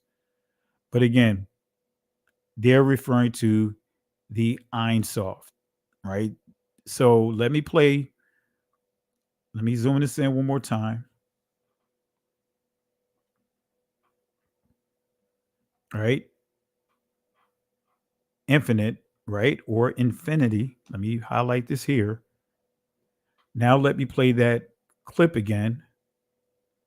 And you'll this is exactly what this guy meant when he said infinity created God. He's actually referring to Ein Sof. Here we go. This is how the Zohar interprets the opening words of Genesis. The Hebrew is Bereshit bara Elohim, which we usually translate in the beginning, God created. But the Zohar insists on reading the words in the precise order in which they appear in Hebrew. Bereshit, in the beginning, bara, it created, Elohim, God. In the beginning, it created God. The Zohar takes that to mean, in the beginning, infinity created God. Now, what could that possibly mean? God is now the object of the verse, not the subject, which sounds impossible or heretical, but the Zohar, I think, is saying that infinity is the true reality of God. Anything else that we call God is puny compared to that. That's our own imagination or our own estimate of what God could be. There you have it, family. There you have it. There you have it. There you have it. No need to drag it out any longer. I'm going to drop the link in real quick, briefly. It's a Friday, so anyway, it's not like it's a work night. Appreciate you guys for tuning in tonight. Tomorrow night we'll be live again. We're going to deal with the lesson on the Jada Pickett controversy. We're going to go in deeper into that. All right, so let's go ahead and let me unlock my camera here. All right, family. But yeah, in a nutshell, family, that's why I want to do this lesson, to show you guys that there is a battle for that whole continent, right? It's not just for Israel, it's for every player, everyone that they deem to be players. It's to take that entire culture, the culture of everyone that's outside of them. So we already know wherever we scattered, they're chasing behind us. They following us no matter where we are. All right. But nevertheless, let me see here. I see Mr. Pirate Brain. Let me bring him in real quick. How you doing today, sir? Shalom. Doing great. Yourself? Doing well, thank you. That's good. That's good. I came in late into your into the live stream, and I was wondering, what movie are you talking about? Is that the one that Jada produced? Yes. What's the name of the movie? Cleopatra. They haven't. It's not even out yet. See. Oh, it's not out until February. No, it comes out. It's going to be released May 6th. So all this controversy is occurring before the movie even broadcasts. So is it going to be on Netflix, you think?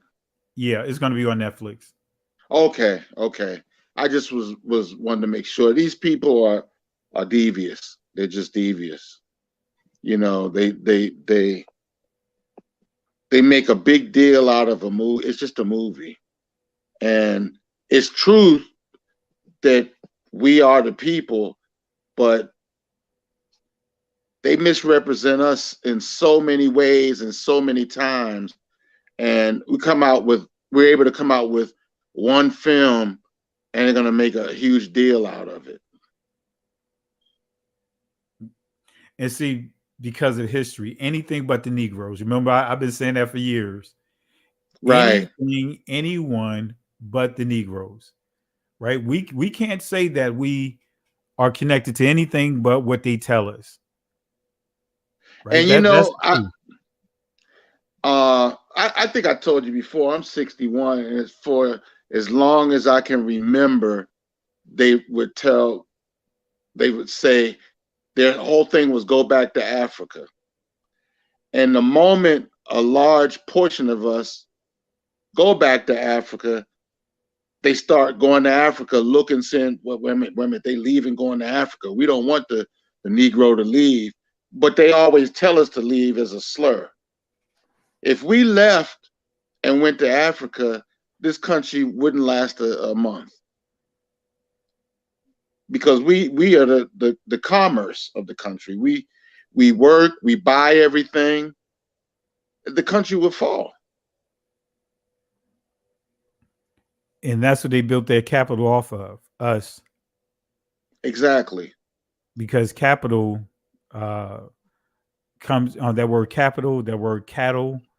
They all come from the same Proto-Indo-European word, kaput. Right. And if we went to Africa, I mean, I don't believe the Most High has given the word yet to go back to Africa. But if we were to go back to Africa, we would have to fight. But I don't think they would drop any nuclear devices, because they want that area so they can't destroy it.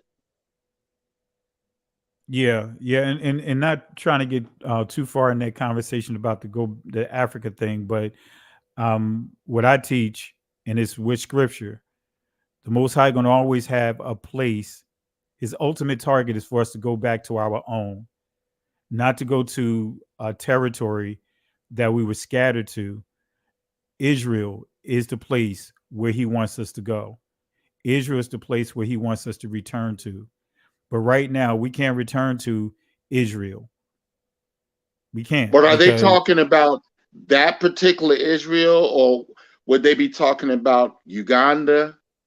Or Uganda is not Israel. No, I'm making it clear. We got to go off we have to go off the biblical text. I'm not going. I don't really get into all the other stuff. I go firmly off of what the scriptures, whether people believe it, wherever people believe Israel is going to be the original place that the Most High deemed. So that's what I'm asking you. Actually, I don't know. I named that because I've heard it, but I don't actually know it. I don't know if Israel is the place where those people are right now.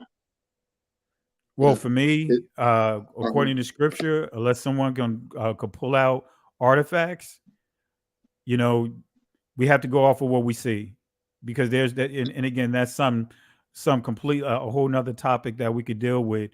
But right now, I just don't want to get into all of that, because it'll take away from what we discussed. But really appreciate it. But any comments about what we talked about tonight outside of that? No, I just was listening and trying to grasp a hold of it and get an idea. What's the name of that director of that movie? I can't remember her name. I'll drop the link inside the comment section. Actually, I think I already did, but within that link, it has her name inside the article that I pulled it from. Let me see here. Because they're kind of how can you, what word can you, blacklisting it on it's hard to find it on Google. Find what, the movie? Yeah. No, you're not going to find a movie. It hasn't been released yet. It's going to be a Netflix documentary. Oh, okay. Yeah. Jada Thank you so much for this sermon that you've been teaching tonight. It was captivating. Oh, appreciate it, my brother, and thank you for the love and support. Really appreciate it. I'm just looking for the link right now. I'm gonna drop the link. I thought I had it. Let's see here. I'm gonna drop the link in the comment section, and that way you'll be able to see, get the information on her. Okay. Yeah, What time are you coming on tomorrow? I'll be on my for our Shabbat service. I'll be going live on the backup channel. We Woke Extended at 12:30. Normally I go live. I take it at 12:30 p.m. Eastern time. And then for us here, I'll be live tomorrow night at between 10:15 and 10:30 tomorrow night. 10:15 and 11:30. Is that 10:15 Eastern Standard Time? Because I'm in Texas. Yes, Eastern Standard Time. 10:15. Okay. I really appreciate this info. No thank problem. you very No much. problem. And who you want to throw in the garbage can before I let you go? That preacher that was the guy that was talking of infinity and all that. Yeah, we got to put that mystical stuff. Put him in the trash can, and then you can give him the boom bang pow. All right, let's give him the garbage can. Yeah, let's give him the garbage can. All right. I love that. Thank you so much. No problem. Let's give him the 3-piece real quick. Okay. And let's give him his order to go.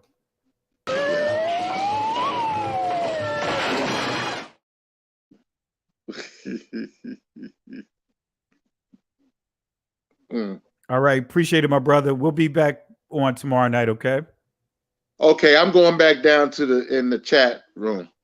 Thank you. All right, but listen, if you get a chance, go back over this lesson, but listen to the one that I did last Shabbat or Saturday night, and then that'll help you get into this one here. I deal with the 4 horsemen.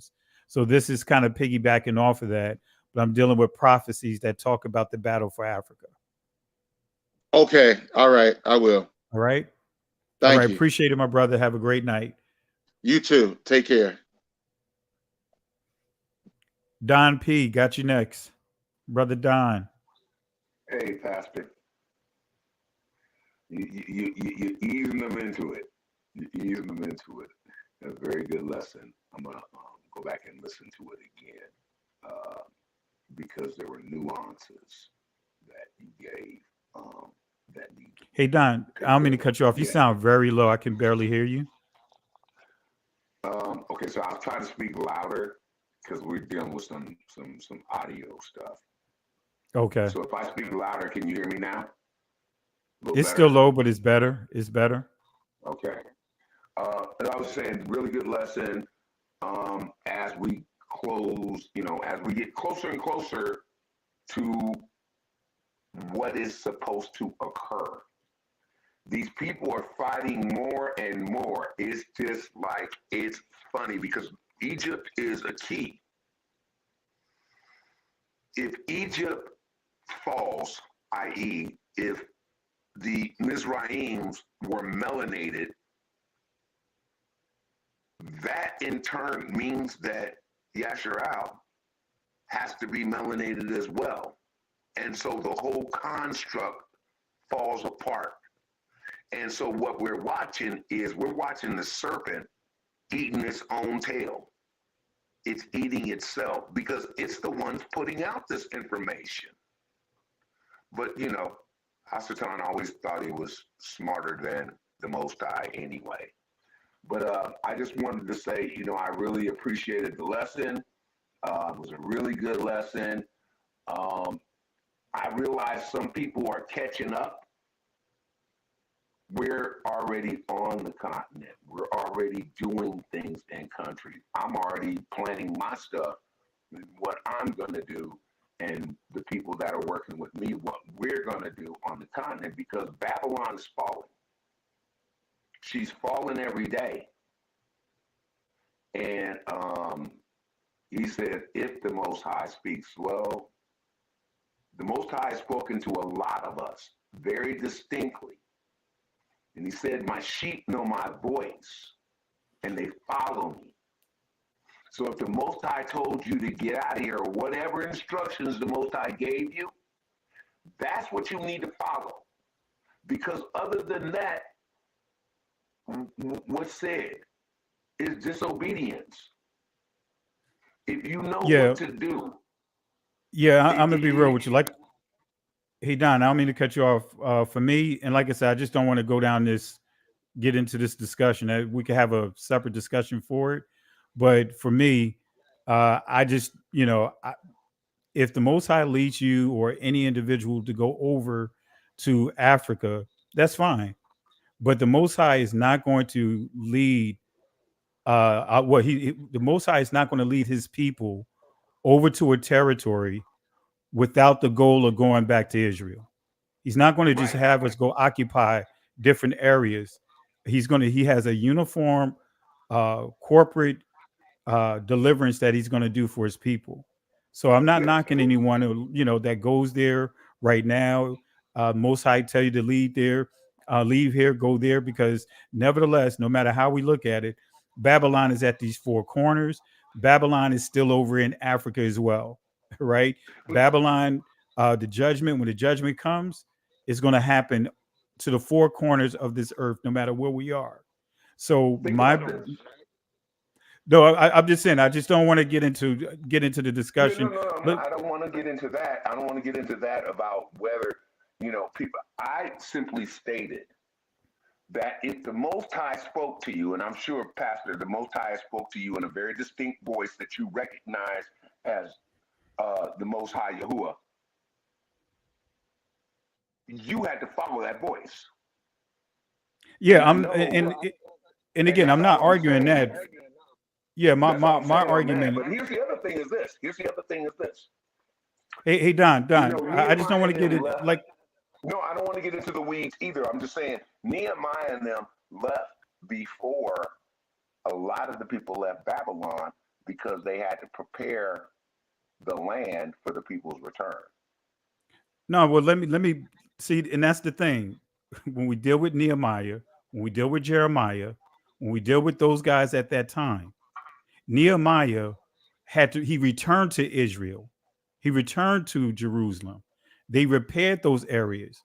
When we look at Jeremiah, Israel during that time, those that was in Babylon was those that were taken from Jerusalem, that was taken from Judah. When you read Jeremiah and it says, especially when you get to chapter 51 and it says flee Babylon, it's telling them to go back to Jerusalem, telling them to return to Zion, because in Jerusalem, the remnant of all 12 tribes occupied Jerusalem. So it wasn't this thing of them just going to any other area. It was a targeted place for them to return to the very place that the Most High had promised to us from the very beginning with Abraham. So when you read Jeremiah, and like I said, that's why I just really don't want to take this discussion away from what we discussed tonight, because then we get into a whole nother discussion that could take away from the overall lesson. But like I said, I just, if the Most High talks to you and tell you to go over there right now, that's fine. I'm not disagreeing with that, but I'm not. I just don't agree with the corporate thing of the Most High is going to tell Israel, all of us, just to start fleeing to Africa with no purpose. We're in Africa.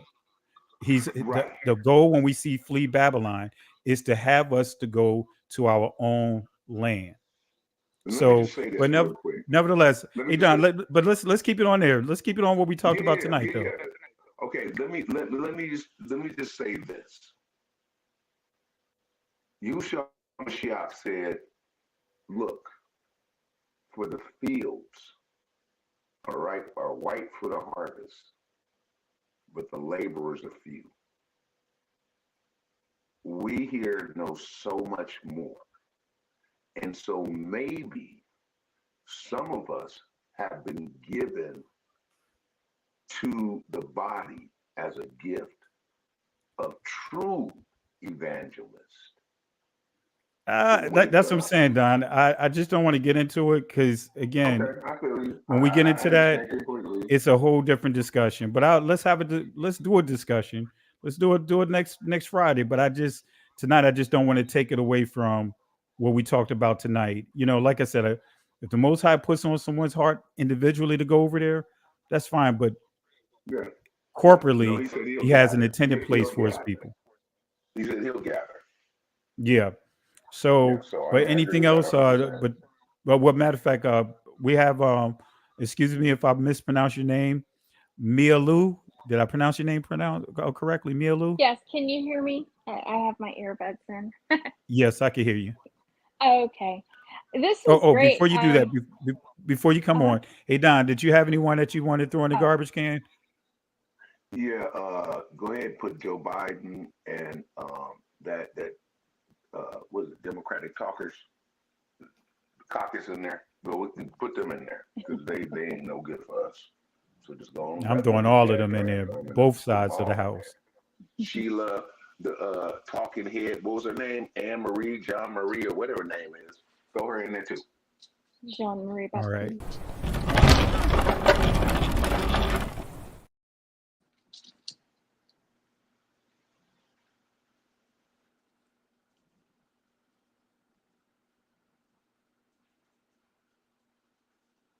Throw them out here.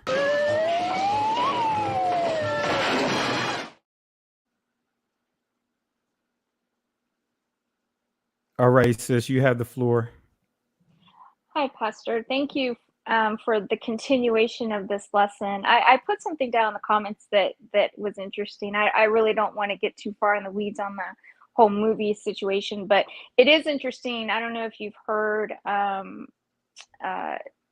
Jada Pinkett Smith lost her show platform as well. Yeah, So I was going to do a think, video on that, but I didn't have time to do it. But yeah.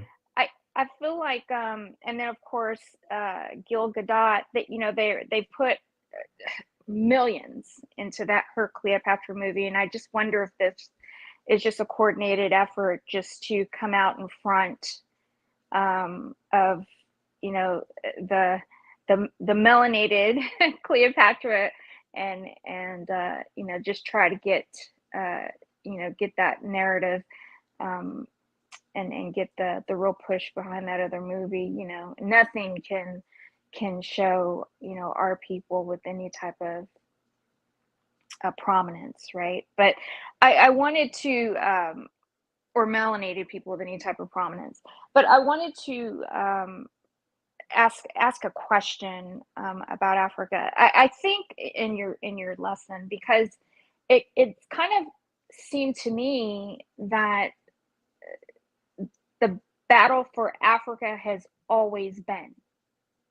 So I know it feels like a more compelling situation for us because we're living in more heightened times right now. But it seems like that's always been a conquest in history or a central focus, even just based on the fact that it was consolidated to a continent or created as a continent.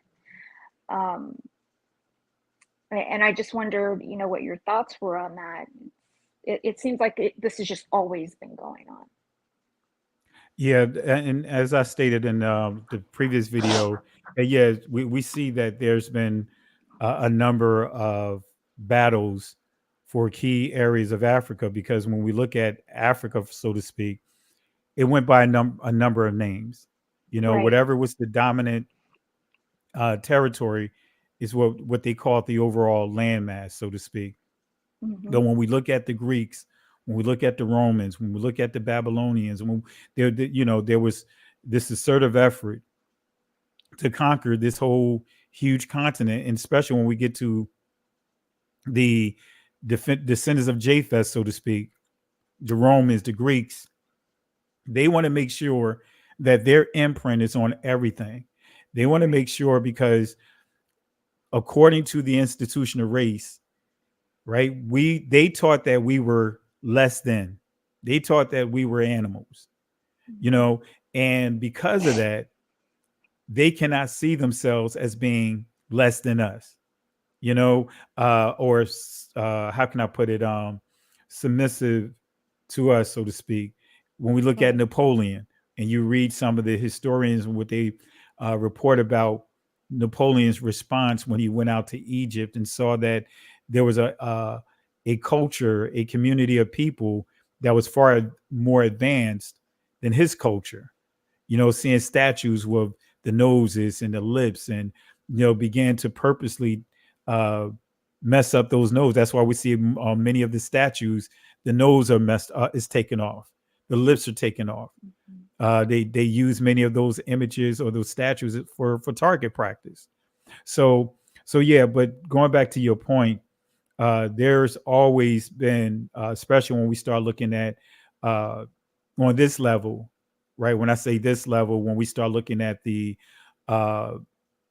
going deeper into Africa, going to not just Africa, wherever we are scattered to, but that we see that there is a ongoing battle to conquer that landmass. Mm-hmm. Yeah, and the and I guess I don't know if there are really two sides of thought when it comes to what we now know Israel to be. I think I had always believed, and I mean I could be wrong, that actually was Africa, or what we would know today to be part of Africa. Is that not true? Well, Israel has always been part of Africa. No, I mean, not. The Middle East, what we call the state of Africa, because the Middle East isn't really a thing. Yeah, that's what I'm saying. But the Middle East is really Northeast Africa, right? Okay. Okay. That's all a part of Africa. That's right. That's something that was created in like 1903, 1906, right? Mm-hmm. That's just how they continue to annex the entire continent. Like when I dealt with the Berlin Conference and really dealt with the different groups, they annexed. It was a goal to annex the entire continent. So, but yeah, Israel is part of Africa. So, but it's Northeast Africa. Northeast Africa. Okay. Yes. And there was, and when I remember, and I don't know if I listened to this on your channel. I listened to your podcast while I'm at work all day. So, and I don't know if you address this or not, but when that was taken over by the people that are there today, they killed so many people, families, Christians, people, and that doesn't really get talked about. And I kind of see, when you look at sort of the footprint and sort of the things that continue to go on in Africa, it's the same. So now we're talking about Sudan. 1948 it was Israel, Sudan, and so all of these places have gone through the same thing. Just a continuation of the same thing. It doesn't change. I think we just miss it because we kind of get distracted by, we don't really, I guess, for my thought is that as a people, and even in our history lessons, we're not really focused on the prophecy lining up with the cycles that we see going on, and that continuation through history. So I really do appreciate that you've really locked into that, because it kind of made me think about what does continue to occur in Africa and how important it is to where we are in this time, in times, in prophecy, because it really is an important place, more so than I think I was thinking before, until we kind of hit upon this lesson, and you just kind of go through your old Black history lessons and books and things like that, and understand that continuation of war. I'm not sure that there's ever really been peace in that geographical, or in the continent of Africa, for any length of time. Yeah. There's been a number of conflicts there, whether it's internal conflicts or external conflicts. There's been a number of conflicts there. Before we continue, I want to give shout outs to my cousin, Shalonda Carr. Let's show some love to my cousin here, the wife of the late Dr. Sean Carr. I want to say peace and blessings to you, cuz. Love you. Tell the fam I say hi. So, family, show my cousin Shalonda Carr some love. She is in the chat. All right. But I just wanted yeah, to thank you for this lesson. Yeah, I won't keep you because I know it's late, but I just wanted to thank you for this lesson. I'm really excited for the continuation of it. appreciate you as well. Anyone that you want to throw into the garbage can tonight? Anyone or any group that you want to put inside I the would say dumpster? the modern day Egyptians that are coming against that are making life miserable, for some simplistic history for people. This is so important for our kids to see things, to see these types of recounts of history, and to know that this is just going to be a constant battle now. I even heard, or I had on my timeline, actually right before I started listening to you today, some non-melanated YouTubers making a big deal about this. Oh yeah. Because I mean, see, just going in on this like it has anything to do with them at all, right? well, in their minds, technically it does, because if they concede, even though it doesn't matter whether they concede or not, but if they concede, if they don't say anything about Egypt looking like you and I, then that's going to carry over to the Jewish community as we know them. Yeah. You know what I mean? Because when I pull up the word, for example, if you get a chance, look up the word Phineas, right? Mm-hmm. Phineas actually means the Negro, mouth of brass. It's a Egyptian word that is used. It's a common word among the Levitical priests. So just that name alone tells you that Phineas was a dark melanated person. He was a Negro. So that tells you that the priests were Negroes as well. So if the priests are Negroes, that means that Aaron is a Negro. That means that Moses is a Negro. Yeah. So you see the rippling effect of that. So of course, they're doing what we should expect them to do, and that is to gaslight it, make it more than what it really is, try to discourage people from watching it, which actually is going to do the reverse, especially when you know how marketing works. It's going to do the work. It's totally opposite. It's going to be probably one of the high, I guess the most, probably the highest ratings on Netflix that they probably have in a while, because of the controversy. And I know people are going to watch it just because of the controversy, because I didn't even know that they was coming out with one until I heard saw the Netflix controversy on it. So I didn't either. So yeah. Yeah, I didn't either, and I'm glad for the controversy. I will, of course, watch it and support. Even make a point of watching and supporting it now. So, but yeah, it's from the lowest, to the highest of things that don't matter. There's always going to be a fight, and I think for Israel, for us, for our people. So, as we would just gear up for it. Absolutely. And, Absolutely. Yeah. Once again, thank you, Pastor Kelly. No problem. No problem. Who do you want to throw up in the garbage can? Oh, I'm going to throw Egypt up in that garbage can tonight. All right. Let's throw the modern Egyptians. The modern day. Yeah, Egyptians, let's throw them Turkish, up in there. Yeah. Let's give them the I always garbage forget can. what tribe they are, but or who they are in terms of their tribe. But yeah, let's just throw them up in there. Actually, I'm going to do a lesson on that. I taught it eternally, but I'm going to do a lesson on them. Okay. You don't have anything in your back studies that relates to that? I touched a little bit on it. If you look for the lesson that says the deception of the English language, I touched a little bit on them. I'll go back and listen to that. I'll put that in my saved category for work next week. Great. Well, let's go ahead and give the garbage can to those guys. This fake, or should I say this selective outrage. Let's give them the garbage can.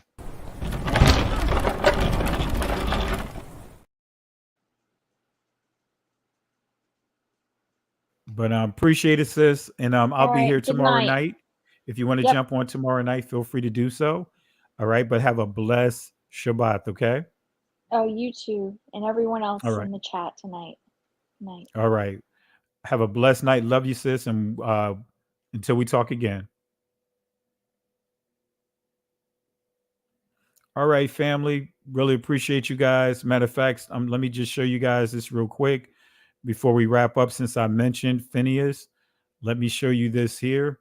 You guys know always, if I'm going to bring something up, I like to show sources as well. So let me show you Phineas real quick, and then we'll wrap up what I said about Phineas. Because again, it's so many things that we can just extract from the text to knock down a lot of the stuff that many are trying to come at our community with. But let me go ahead and bring this up here. Actually, let me add a couple of slides here, and we'll deal with Phineas real quick, being that I mentioned it, and then we'll go ahead and wrap it up, call it a night, because I want to go to sleep as well, like you guys. Let's see here. All right, let me do this here, and I'll give you clarity on Phineas. All right, let me bring this up here. All right, and family, go through some of these videos. There's a lot of foundational videos that are out there that I've taught within the within my playlist. I cover so many different subjects. All right, but let's go ahead and deal with Phineas real quick. Exodus chapter 6, verse 25. Notice what you see here. Eleazar, Aaron's son. Eleazar, Aaron's son, took him one of the daughters of Putiel to wife, and she bare him Phineas, Payan Kas or Payan Nakas, right? Starts with Pa, mouth, right? Nevertheless, these are the heads of the fathers of the Levites according to their families. So we see the Levites, we see Aaron's son, Aaron's son's son, which would be Aaron's grandson, right? As far as Phineas, it'll be Moses' grandnephew, all right, the nephew of Moses. So when we go to 1 Samuel chapter 1, verse 3, right, we see it again. And this man went up out of his city yearly to worship and to sacrifice unto Yahweh of hosts in Shiloh. And the two sons, two sons of Eli, Hophni and Phineas, we see his ancient name here again, the priests of Yahweh were there. So we see here again, we still dealing with the priests. We dealt with Aaron's grandson in the previous text. Now we're dealing with Eli's son here, and Eli is a high priest, right? And then if you go to Numbers chapter 24, actually chapter 25, you'll see Phineas there, right? So he was a priest. But this is the Eastern Bible Dictionary. It says Phineas, mouth of brass, or from old Egypt. Notice what it says, the Negro. Uh-oh. Uh-oh. Uh-oh. Uh-oh. Phineas the what? Come on, family. Uh-oh. Share this video. Hit the like and subscribe to the channel if you're not part of the channel. But we see Phineas the what? Phineas the what? I'm in my DMX voice. Phineas the what? The Negro. Let's do the ducktail dance. Let's get it going. Life is like a hurricane here in Duckburg. Race cars, lasers, aeroplanes. It's a duck blur. So you see Phineas, right? Mouth of brass. This is the Easton's Bible Dictionary, 1894 edition. Mouth of brass, or from old Egypt, the Negro. As you see here, as I highlighted, Exodus chapter 6, verse 25, right? Eleazar was a high priest. Aaron was a high priest. His son name is Phineas, which more than likely high priest. Then when we get to Numbers chapter 25, we see Phineas here. The Negro. The Negro.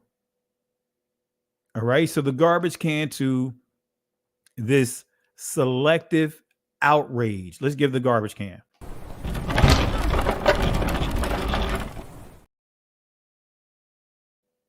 Come on, family. Can't make it any plainer than this.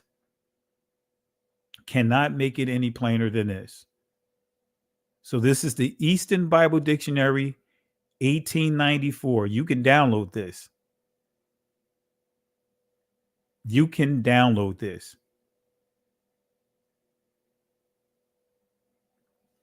You can download this.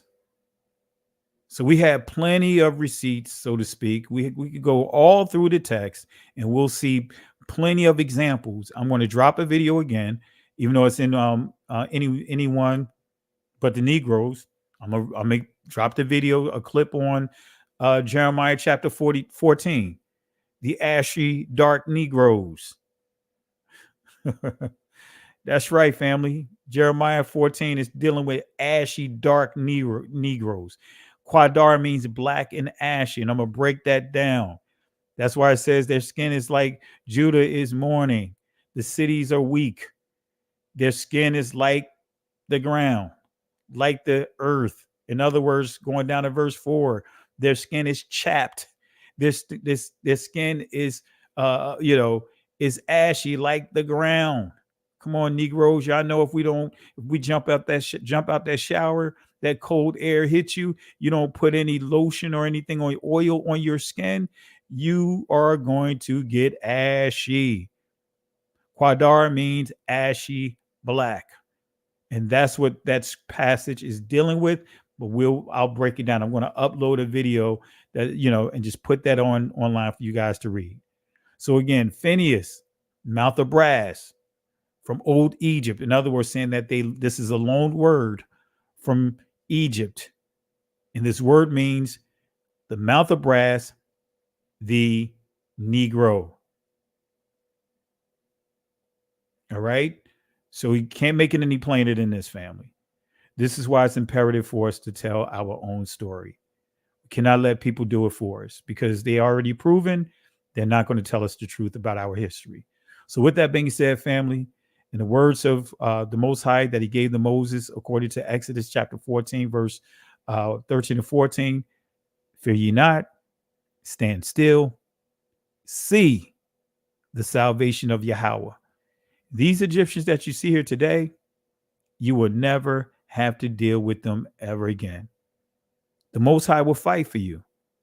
But here's the kicker, family. You have to hold your peace. Can't go back. Can't stay here. Keep moving forward. Shalom. Listen, Genesis chapter 11, verse 10 explains the genealogy of Shem. Shem was a black man in Africa. If you repeat this back, Genesis 14, verse 13, Abraham steps on the scene. Being a descendant of Shem, which is a fact, means Abraham too was Abraham, born in the city of a black man called Nimrod, grandson of Ham. Ham had 4 sons. One was named Canaan. Here, let me do some explaining. Abraham, Isaac was Jacob had 12 sons, for real, and these were the children of Israel. According to Genesis chapter 10, these were the children of Israel. According to Genesis chapter 10, these were the children of Israel.